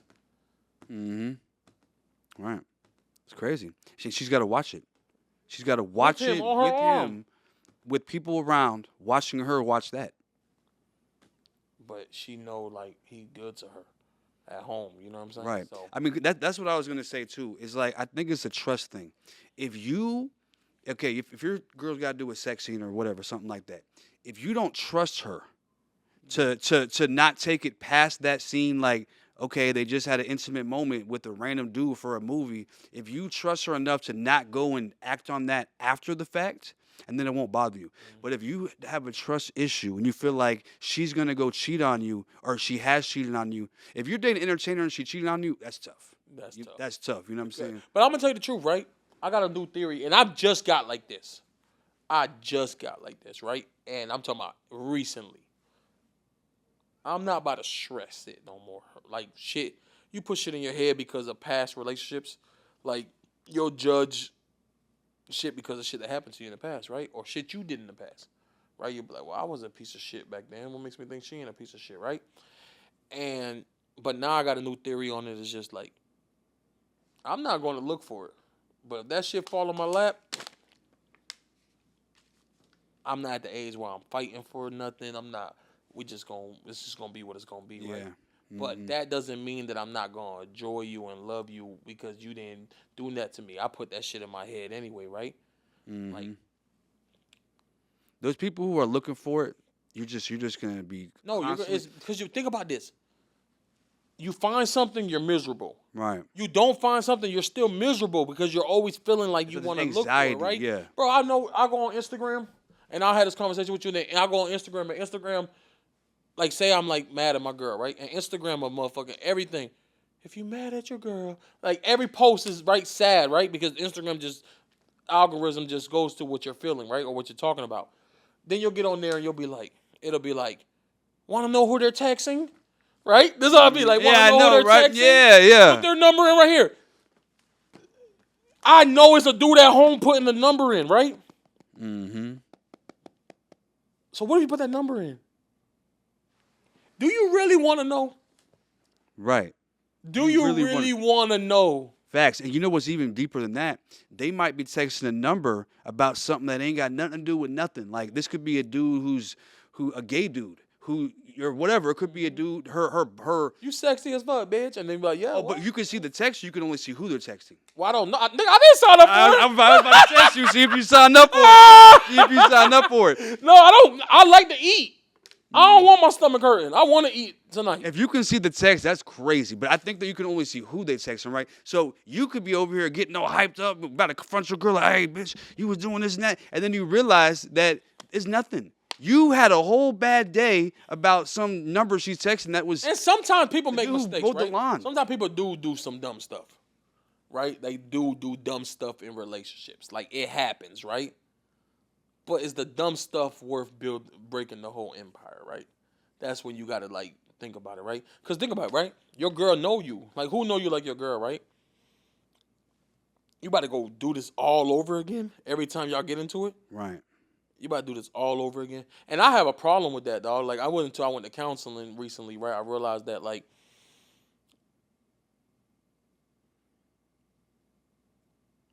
I broke up with my girl probably 28 times in a 2-month period. That's insane when you think about it. When you think about it, that's like insane, right? Mm-hmm. But that's just me putting my past traumas on her. I don't had the girls cheat on me. I don't had this. I don't been ain't shit. So it's like you gotta damn near heal from all your past traumas before you can go into your next relationship. Like, I agree. In a real way. And it's not even just relationships. That's a big thing I had. Like I have trust, but it's always gonna be like when you're in the streets. Like I've been betrayed by people I was close to. People have died because of betrayals. That, and I had to hold that on me. And so it's always in the back of your mind, like no matter how close you are with somebody, they can betray you. Yeah. So it's kind of like, and they can. Your girl can one day wake up, decide she don't want to do this shit no more, right? But that's gonna stop you from. Your car might decide one day it's gonna stop working.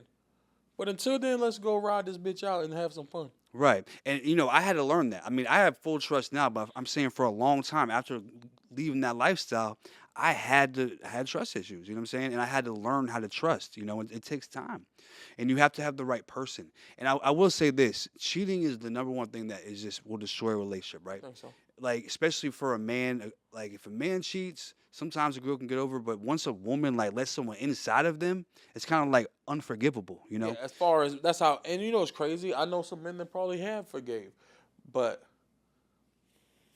I ain't that strong. It's tough, right? I don't think I'm that strong. But see, the point I was going to make is a lot of times, it just depends on the situation. If your girl's a cheater and she just cheats on everybody, then you should have never got with her. If she has a past record of cheating on everybody, then you probably should avoid that girl, But if it is a good girl and she cheated on you, or she was just talking to someone else, whatever the case may be, sometimes I've learned you got to take a little bit of responsibility. Are you doing your part? Now, if you're doing everything that you should be doing every day, and that's her. And then maybe then it's probably break up with her. But if you realize, like, man, now if she cheated on you, that's it. But I'm talking about you just find out she talking to somebody or just anything, you know what I mean? Anything that happens that's like, what's this? It's a disrespectful relationship. Sometimes it's like you got to realize maybe I need to do better. And no, and the signs will be there, right? Because the girl go from when you walking in the house, they jump on you, right? Till they just give you a hug, till they just give you a side hug, till hey. So right, because girls don't change their. It takes time. They don't change the way they act overnight. Yeah. It literally, if you play it back in your head, it's literally like they're watching it, but you're so into your own shit that you're not even noticing it, right? Yeah. And you're then not realizing what it means. That's why we're here in the first place. Because they tell you exactly what they want. Women are very vocal creatures. They tell you exactly what they want. I want this. I don't like this. Even in sex, a real woman gonna say, "No, I don't like that. Do it like this. Do it like that." Right? Mm-hmm. They're very vocal. We just kind of just go with the flow, men. We don't like it, but it's okay. She's still giving us head. We're gonna take it, right? We don't really, but we don't like the way she do it. But we just gonna, right? Just go with it. Women ain't doing none of that. They not wasting no time. They gonna tell you what they like. That's very true, right? So they're giving you the game. You just choosing not to play by their rules. Yeah. Right? So and you learn that you can't do that. Because I'm gonna tell you right now, women got way more options than men. It's just what it is, right? So if you love your woman and she wants you to be the person, then just be the person. Because women go outside right now. My be girl, the person. My girl is beautiful. She go outside right now. I know she's getting hollered at by everything moving, right? And then I'm at the house treating her like shit. Yeah. What you expect? And then when she cheats on you, or you find out she's talking to someone else, or she got someone's number, or whatever, she DMing. You're not thinking about that you treated her like shit. Yeah, you're looking at like, oh, you were a cheater. But you realize like, and at the end of the day, it's like this: when you have a good woman, you got to be very careful how you move. You have to treat it like you treat your career. Somebody want a good woman. Everybody want a good woman. Yeah, but when they get it, they treat them like shit. They cheat on them. They don't give them no time. They're not nice to them. And we've all done it. I'm guilty. I didn't cheat, but I'm guilty of doing some of those things. Not right, And I have the best woman in the world to me. So it's like all I can do is tell the people, like, look, you're not gonna be perfect every day, but you have to try. And when you know you're not doing right, you have to. Don't wait for those things to happen. Okay, you said it. There's signs to it. Yeah, they're hugging you different. They don't want it. They're not kissing you, or they're not. They're not having sex very often, or whatever it is. There's something that's not right. And when you see the sign, you have to react on it. And a lot of times, it means you need to do something to change about you, what you're doing. And they normally telling you what you need to change. They're not keeping this information from you. They're literally telling you. We are literally choosing not to listen. They're literally telling you. Exactly. This is what I need. She's bitching. Yeah, that's doing too much. Doing too much. But it probably might seem like too much, but she told you a lot of times before that too. And now she's bitching because you didn't listen. Now then- she has to turn up a little And then bit. once they stop bitching, it's so Yeah, once they stop bitching, you're like, oh, you don't care when I do this no more? It's because they're not focused on you no more. They're not focused on building that relationship no more. nah. And you gotta put in that work, man. You gotta put in that work. And I'm talking to myself when I say this. Like I literally, this relationship I'm in now is like literally different for me because I haven't really been in one like that, right? Mm-hmm. She came around at a time where I needed somebody the most, right? And then it's crazy because she's my best friend, like in the whole world. She's like my best friend, and you're my best friend too. But she's like my best friend. This shit I'll tell her that I won't even tell you, right? Mm-hmm. I love you to death. It's just like she's literally like I understand. the safe haven, right, Mhm. for my shit. But it's fucked up because I didn't make a safe space for her all the time either, and that's not okay, right? Yeah. She'll tell me shit, I'll get mad. I might even hold it against her, right? But it's like that's not Or not listen. That's Right. a big thing. Is just right. let them So talk. just like when a woman's giving you that safe space, man, they deserve even more. Like love, attention, flowers. You're never too cool for flowers. You know what I'm saying? My girl tell me like, oh, this is what I like. And then I choose to do it or not do it. You know what I'm saying? Right. So I mean, that's a powerful message to the people right there about relationships. You said it earlier. You said that love is cool, and we listen to rap music and a lot of these lyrics or rap lyrics, I should say, and it's like all about cheating, even from the women now. Yeah, Big the thing. yeah. Like And then what's crazy is because don't and ladies, don't get caught up. You might see my girl online talking about that nigga. She's still making the plates tonight. Like that's just an act. Like don't let this so. And that's what I gotta learn. I used to let social media bother me a lot, like a lot. mhm, This shit is a facade, man. My mhm, girl go viral all the time, and people send me the videos like, "Yo, this." My girl name ain't Jordan. Who the fuck is Jordan? This girl in this video is Jordan, right. right? Or this and that. So you just gotta kind of learn, man. And it come with the entertainment. You decided to be with somebody, you gotta accept it. Cause I swear, when you get to a certain level, you're making enough money, you're not worried about half of that shit you worried about, right? Right. It's like you're grinding, so you're worried about everything. But if you let everything worry, you'll never get to the money There you go, for sure. because you're worried about the wrong shit all the time. It's not just that; it's everything in life. You're worried about the wrong shit. A lot of people do. Going through people's phones and stuff like that. If you feel like you need to go through her phone every day, And maybe you don't need to be with her. yeah, or maybe you need to wonder on why. Work on you.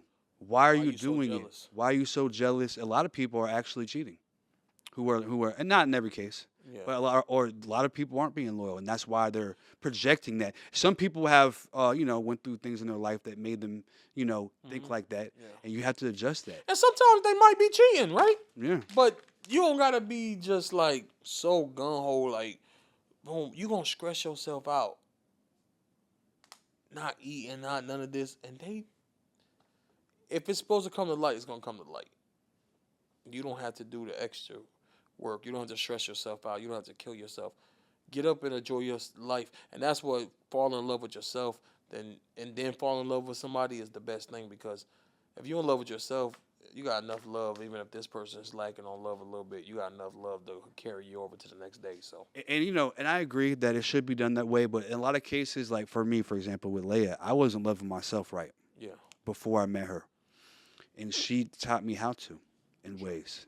She helped build me up so I would love myself and change my life. So sometimes you can get with somebody, you can learn to love yourself through that relationship. It is the best case scenario to be loving yourself already, but we're being realistic, just Or- like you meet people at times where you're not good and they're not good, and you get better together, and that's building something. And be friends too. So you can't just be like, oh, you have to be fully healed to get in a relationship. People say that, but it's just not real. That's not real life. Facts. You're never going to be fully healed Never. because something's going to happen tomorrow. It's going to hurt you again All scars and yeah. and bring back the old pain. Mhm. More deaths will happen. The more deaths you deal with, the more harder they hit because all the deaths hit you. You start like the pain, like you're going this grieving mode. Now you're facing shit you didn't even realize you didn't face already. So it's like you're never fully healed. So I just feel like when you get in that relationship, you just have to be fully committed to build each other up. Not just, you have to help her build. She got to help you. It's got to be 50-50. Like when people say 50-50, it's not just about money. No. It's about effort. Like I'm going to put, as a matter of fact, fuck 50-50 when it comes to effort, 100-100. 100. I'm going to put 100 effort in to be better me and to help you be a better you. And if you do that too, that's a powerful.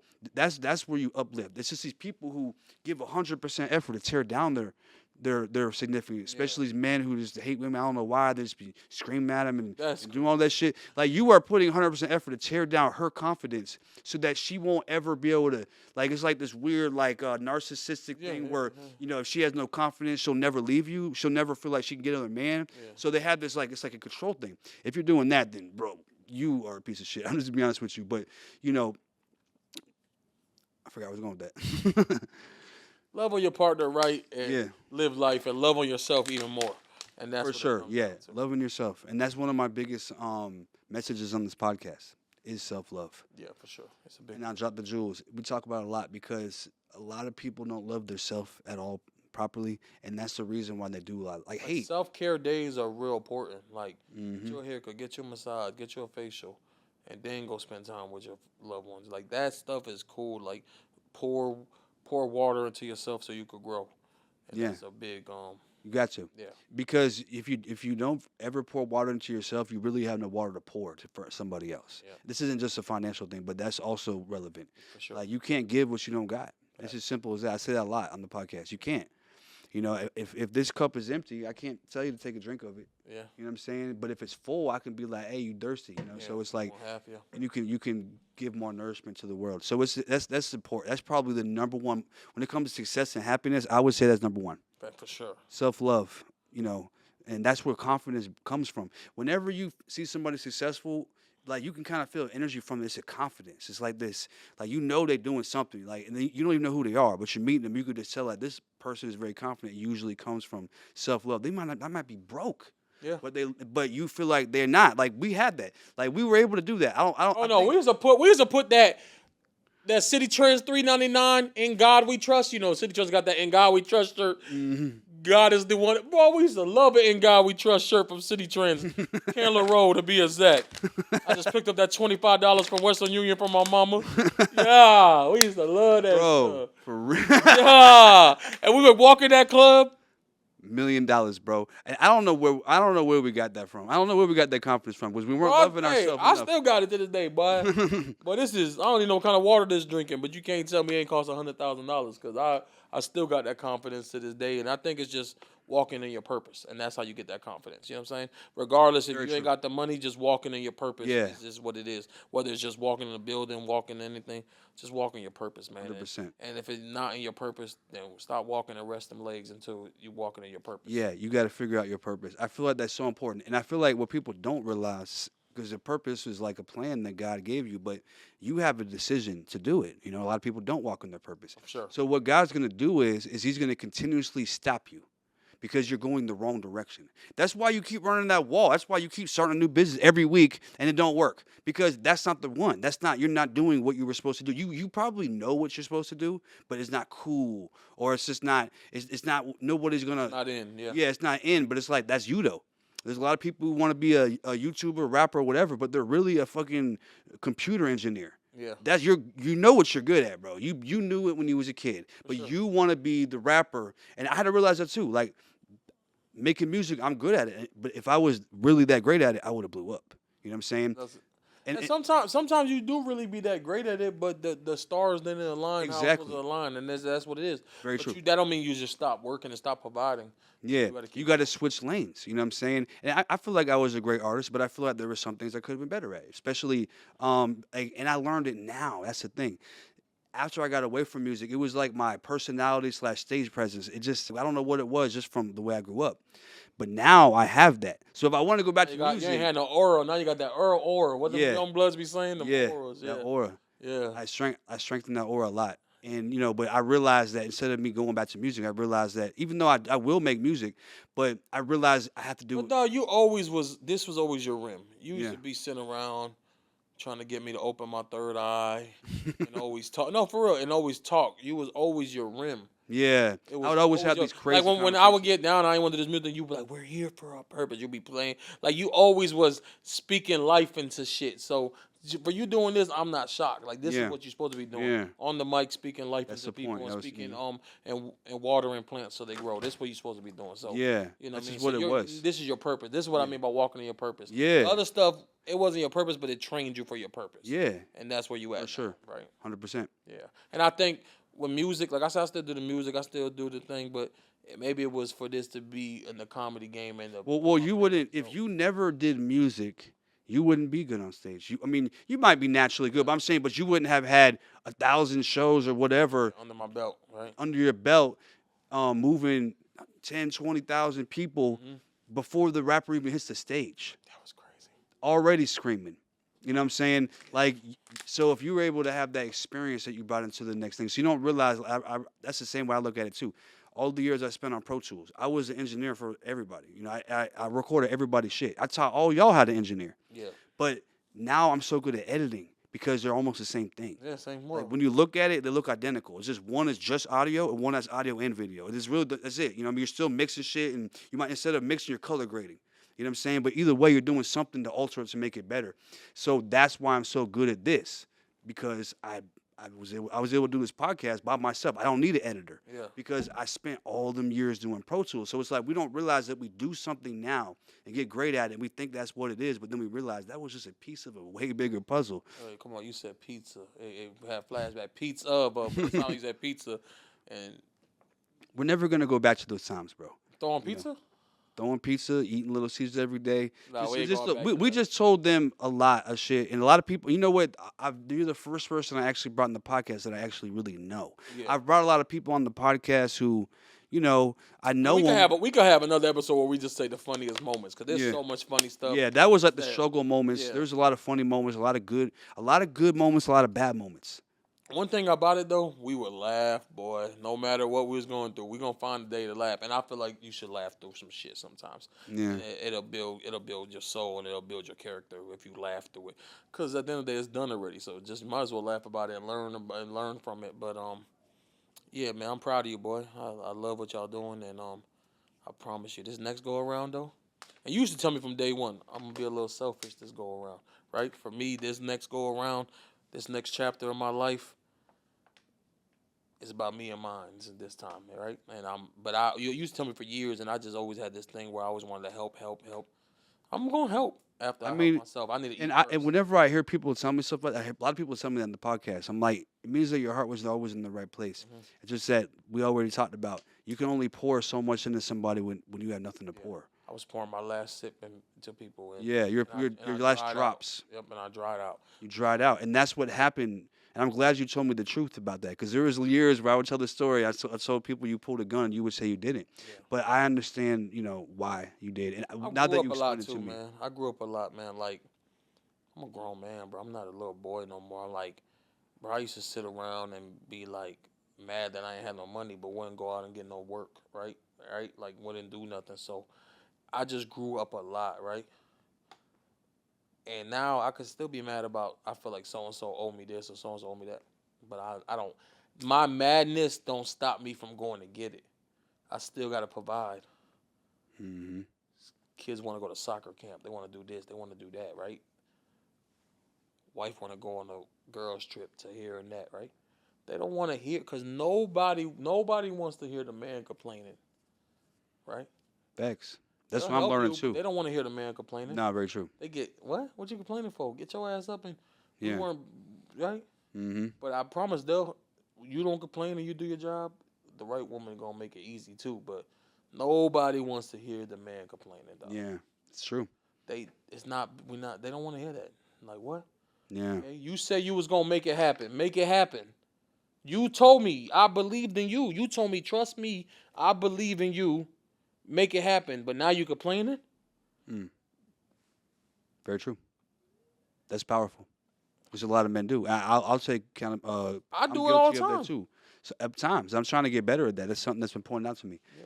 That shit ain't good. Cool. You know what I'm saying? Like, You say and it's you, hard. You look a girl in her eyes and you say, yo, or you look at your family, your kids, and you say, I got y'all. Don't give a damn, bro. Find a way to got them. Yeah. Because I'm telling you, that's how motherfuckers losing their families. But that's also what makes you great. Yeah. Is that overcoming that situation where it's like you said you were gonna do it. Why you giving up? You know, it pushes you to be greater. It pushes you to do things you didn't think you could do and do things And then better if than you you thought give you up, could. don't get mad when everything falls apart. Exactly. But if you don't give up, then just keep doing your thing. You know? Yeah, and don't just not give up, but go hard because there's a big difference between just not giving up and giving it your all. Yeah, So make sure you give it your all. for sure. You got to 115% every time. Hmm Yeah, So we could talk like all day. You know, this is probably like 2 hours or something. yeah, for sure. It was a good But for conversation. sure, I had like a whole bunch of questions, but I didn't ask any of them. You know what I'm saying? Just a conversation. But I appreciate everything, and I'm proud of you too, bro. From where we came from, like, and where we are now. Yeah. You know, and it's crazy. We just told them a lot about some of the stuff that we struggled with. This was in the more recent years. There's a lot of other stuff that we dealt with Yeah, earlier in deeper, life yeah. before we met. But we known each other for a minute. How long has it been? 2011. It's been like 13, 14 years since we met.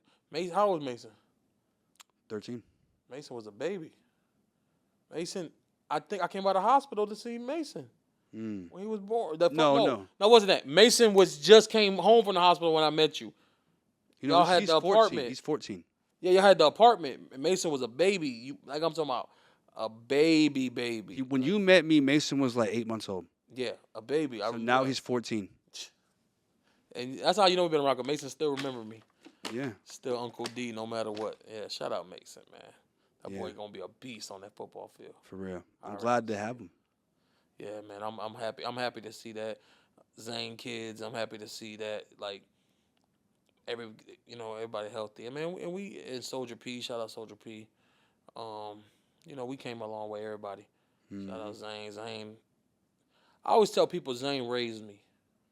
Right. I told Zane that too. When I got with Zane, I was 18 years old, and it was crazy because he was like, I believe in you. You could be in charge. You could run the show. You could manage it. But he really was raising me as a man like the whole time. You know what I'm saying? Mm-hmm. So I always be like indebted to that type of stuff. You know what I'm saying? For sure. Yeah. He did a lot for us. I mean, he's like, man, go work. Bro, one time He was hard on us. Yeah, he was hard. Oh boy, he was hard on us. Zane used to make me want to whoop him. I mean, he could have been harder. I'm not going to say he's just like the worst, but he was definitely pushed us. And No, he was hard on us. definitely. But now in life, when I'm like got to take care of mine, I understand it. I understand it a lot more. For now. sure. So man, shout out to everybody. MMM. Shout out to Princess Leia. I always tell people and then shout out Sims, man. Big shout out my boy Sims. People don't understand, and this was later in life, but Sims was like a real blessing and a real. Sims used to see all them pizzas over there, and Sims didn't have no pride. Sims would go get chicken and stuff from the banks, from the churches, and bring it to us. Remember he that's bring what he up was boxes doing? and stuff. Oh, yeah, he And did. you never knew, but that's what he was doing. Mm. Cause we wouldn't do it. We had too much pride. He didn't have no pride, and shout out to Sims, man. He's still looking out to this day. Like Sims, me and Sims really became like this throughout the year, like the last couple of years. Like I remember my wife was stuck in Baltimore recently. He flew out there and drove her back. Mm. Recently, like a month ago. Wow. Right? So and no matter what, he's always. So I always want to say like some people that come in your life, because Sims came out of life at an early age, and he wasn't like my best friend back then. You never know. Like I think he's like my best friend, like one of my best friends right now. Yeah, like when we first met him, he was definitely helping out, Yeah. but we didn't know him that well. Yeah, but now it's like I think God sends angels. He's definitely one of the angels, and I think Leia was definitely one of the angels. That Leia got me to a point where I had to get to she gave me that breathing area so I could breathe to get where I was at, and then like now in life, Sims just when I'm feeling it, he gets me to another level. You know what I'm saying? And then y'all was really taking care of me at one point when I ain't had shit. So everything just falls in line. You know what I'm saying? But I think all that shit made me to the person I am today. You know what I'm saying? Because, For sure. like I said, all my adult life was with y'all. You know Yeah, what I'm saying? basically. That's Let's true. be real. So before that, they didn't really matter. So love y'all for life. You already know how I go. Yeah. Love you too, dog. Appreciate you. So go ahead and tell them where they can follow you at, where they can find you. Next, the number 2 Blow Record on Instagram. It's pretty much all I really be. Instagram, TikTok. I got TikTok on that. I'm about to start a Twitch. I'm about to start streaming. I'm about to get that going real soon. So y'all stay tuned. I'm about to start. I'm gonna really just start taking y'all up the process of this comedy shit. I'm about to take this to another level. My goal is to do something so different with this comedy shit that they have to be the new blueprint.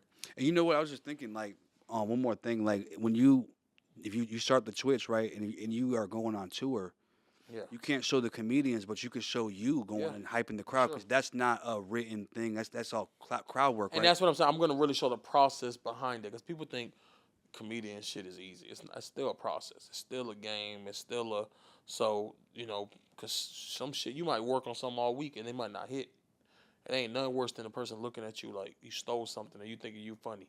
So you gotta work it, out. So I'm definitely really about to start showing this process and you about to see a lot of me now. It's about to be a little more, like I said, a little more selfish this year. But I appreciate y'all and we love y'all. We gone. For sure. All right, y'all. See you on the next episode. It's time to let it flow. It's time to let it flow. Yeah, it's time to let it flow.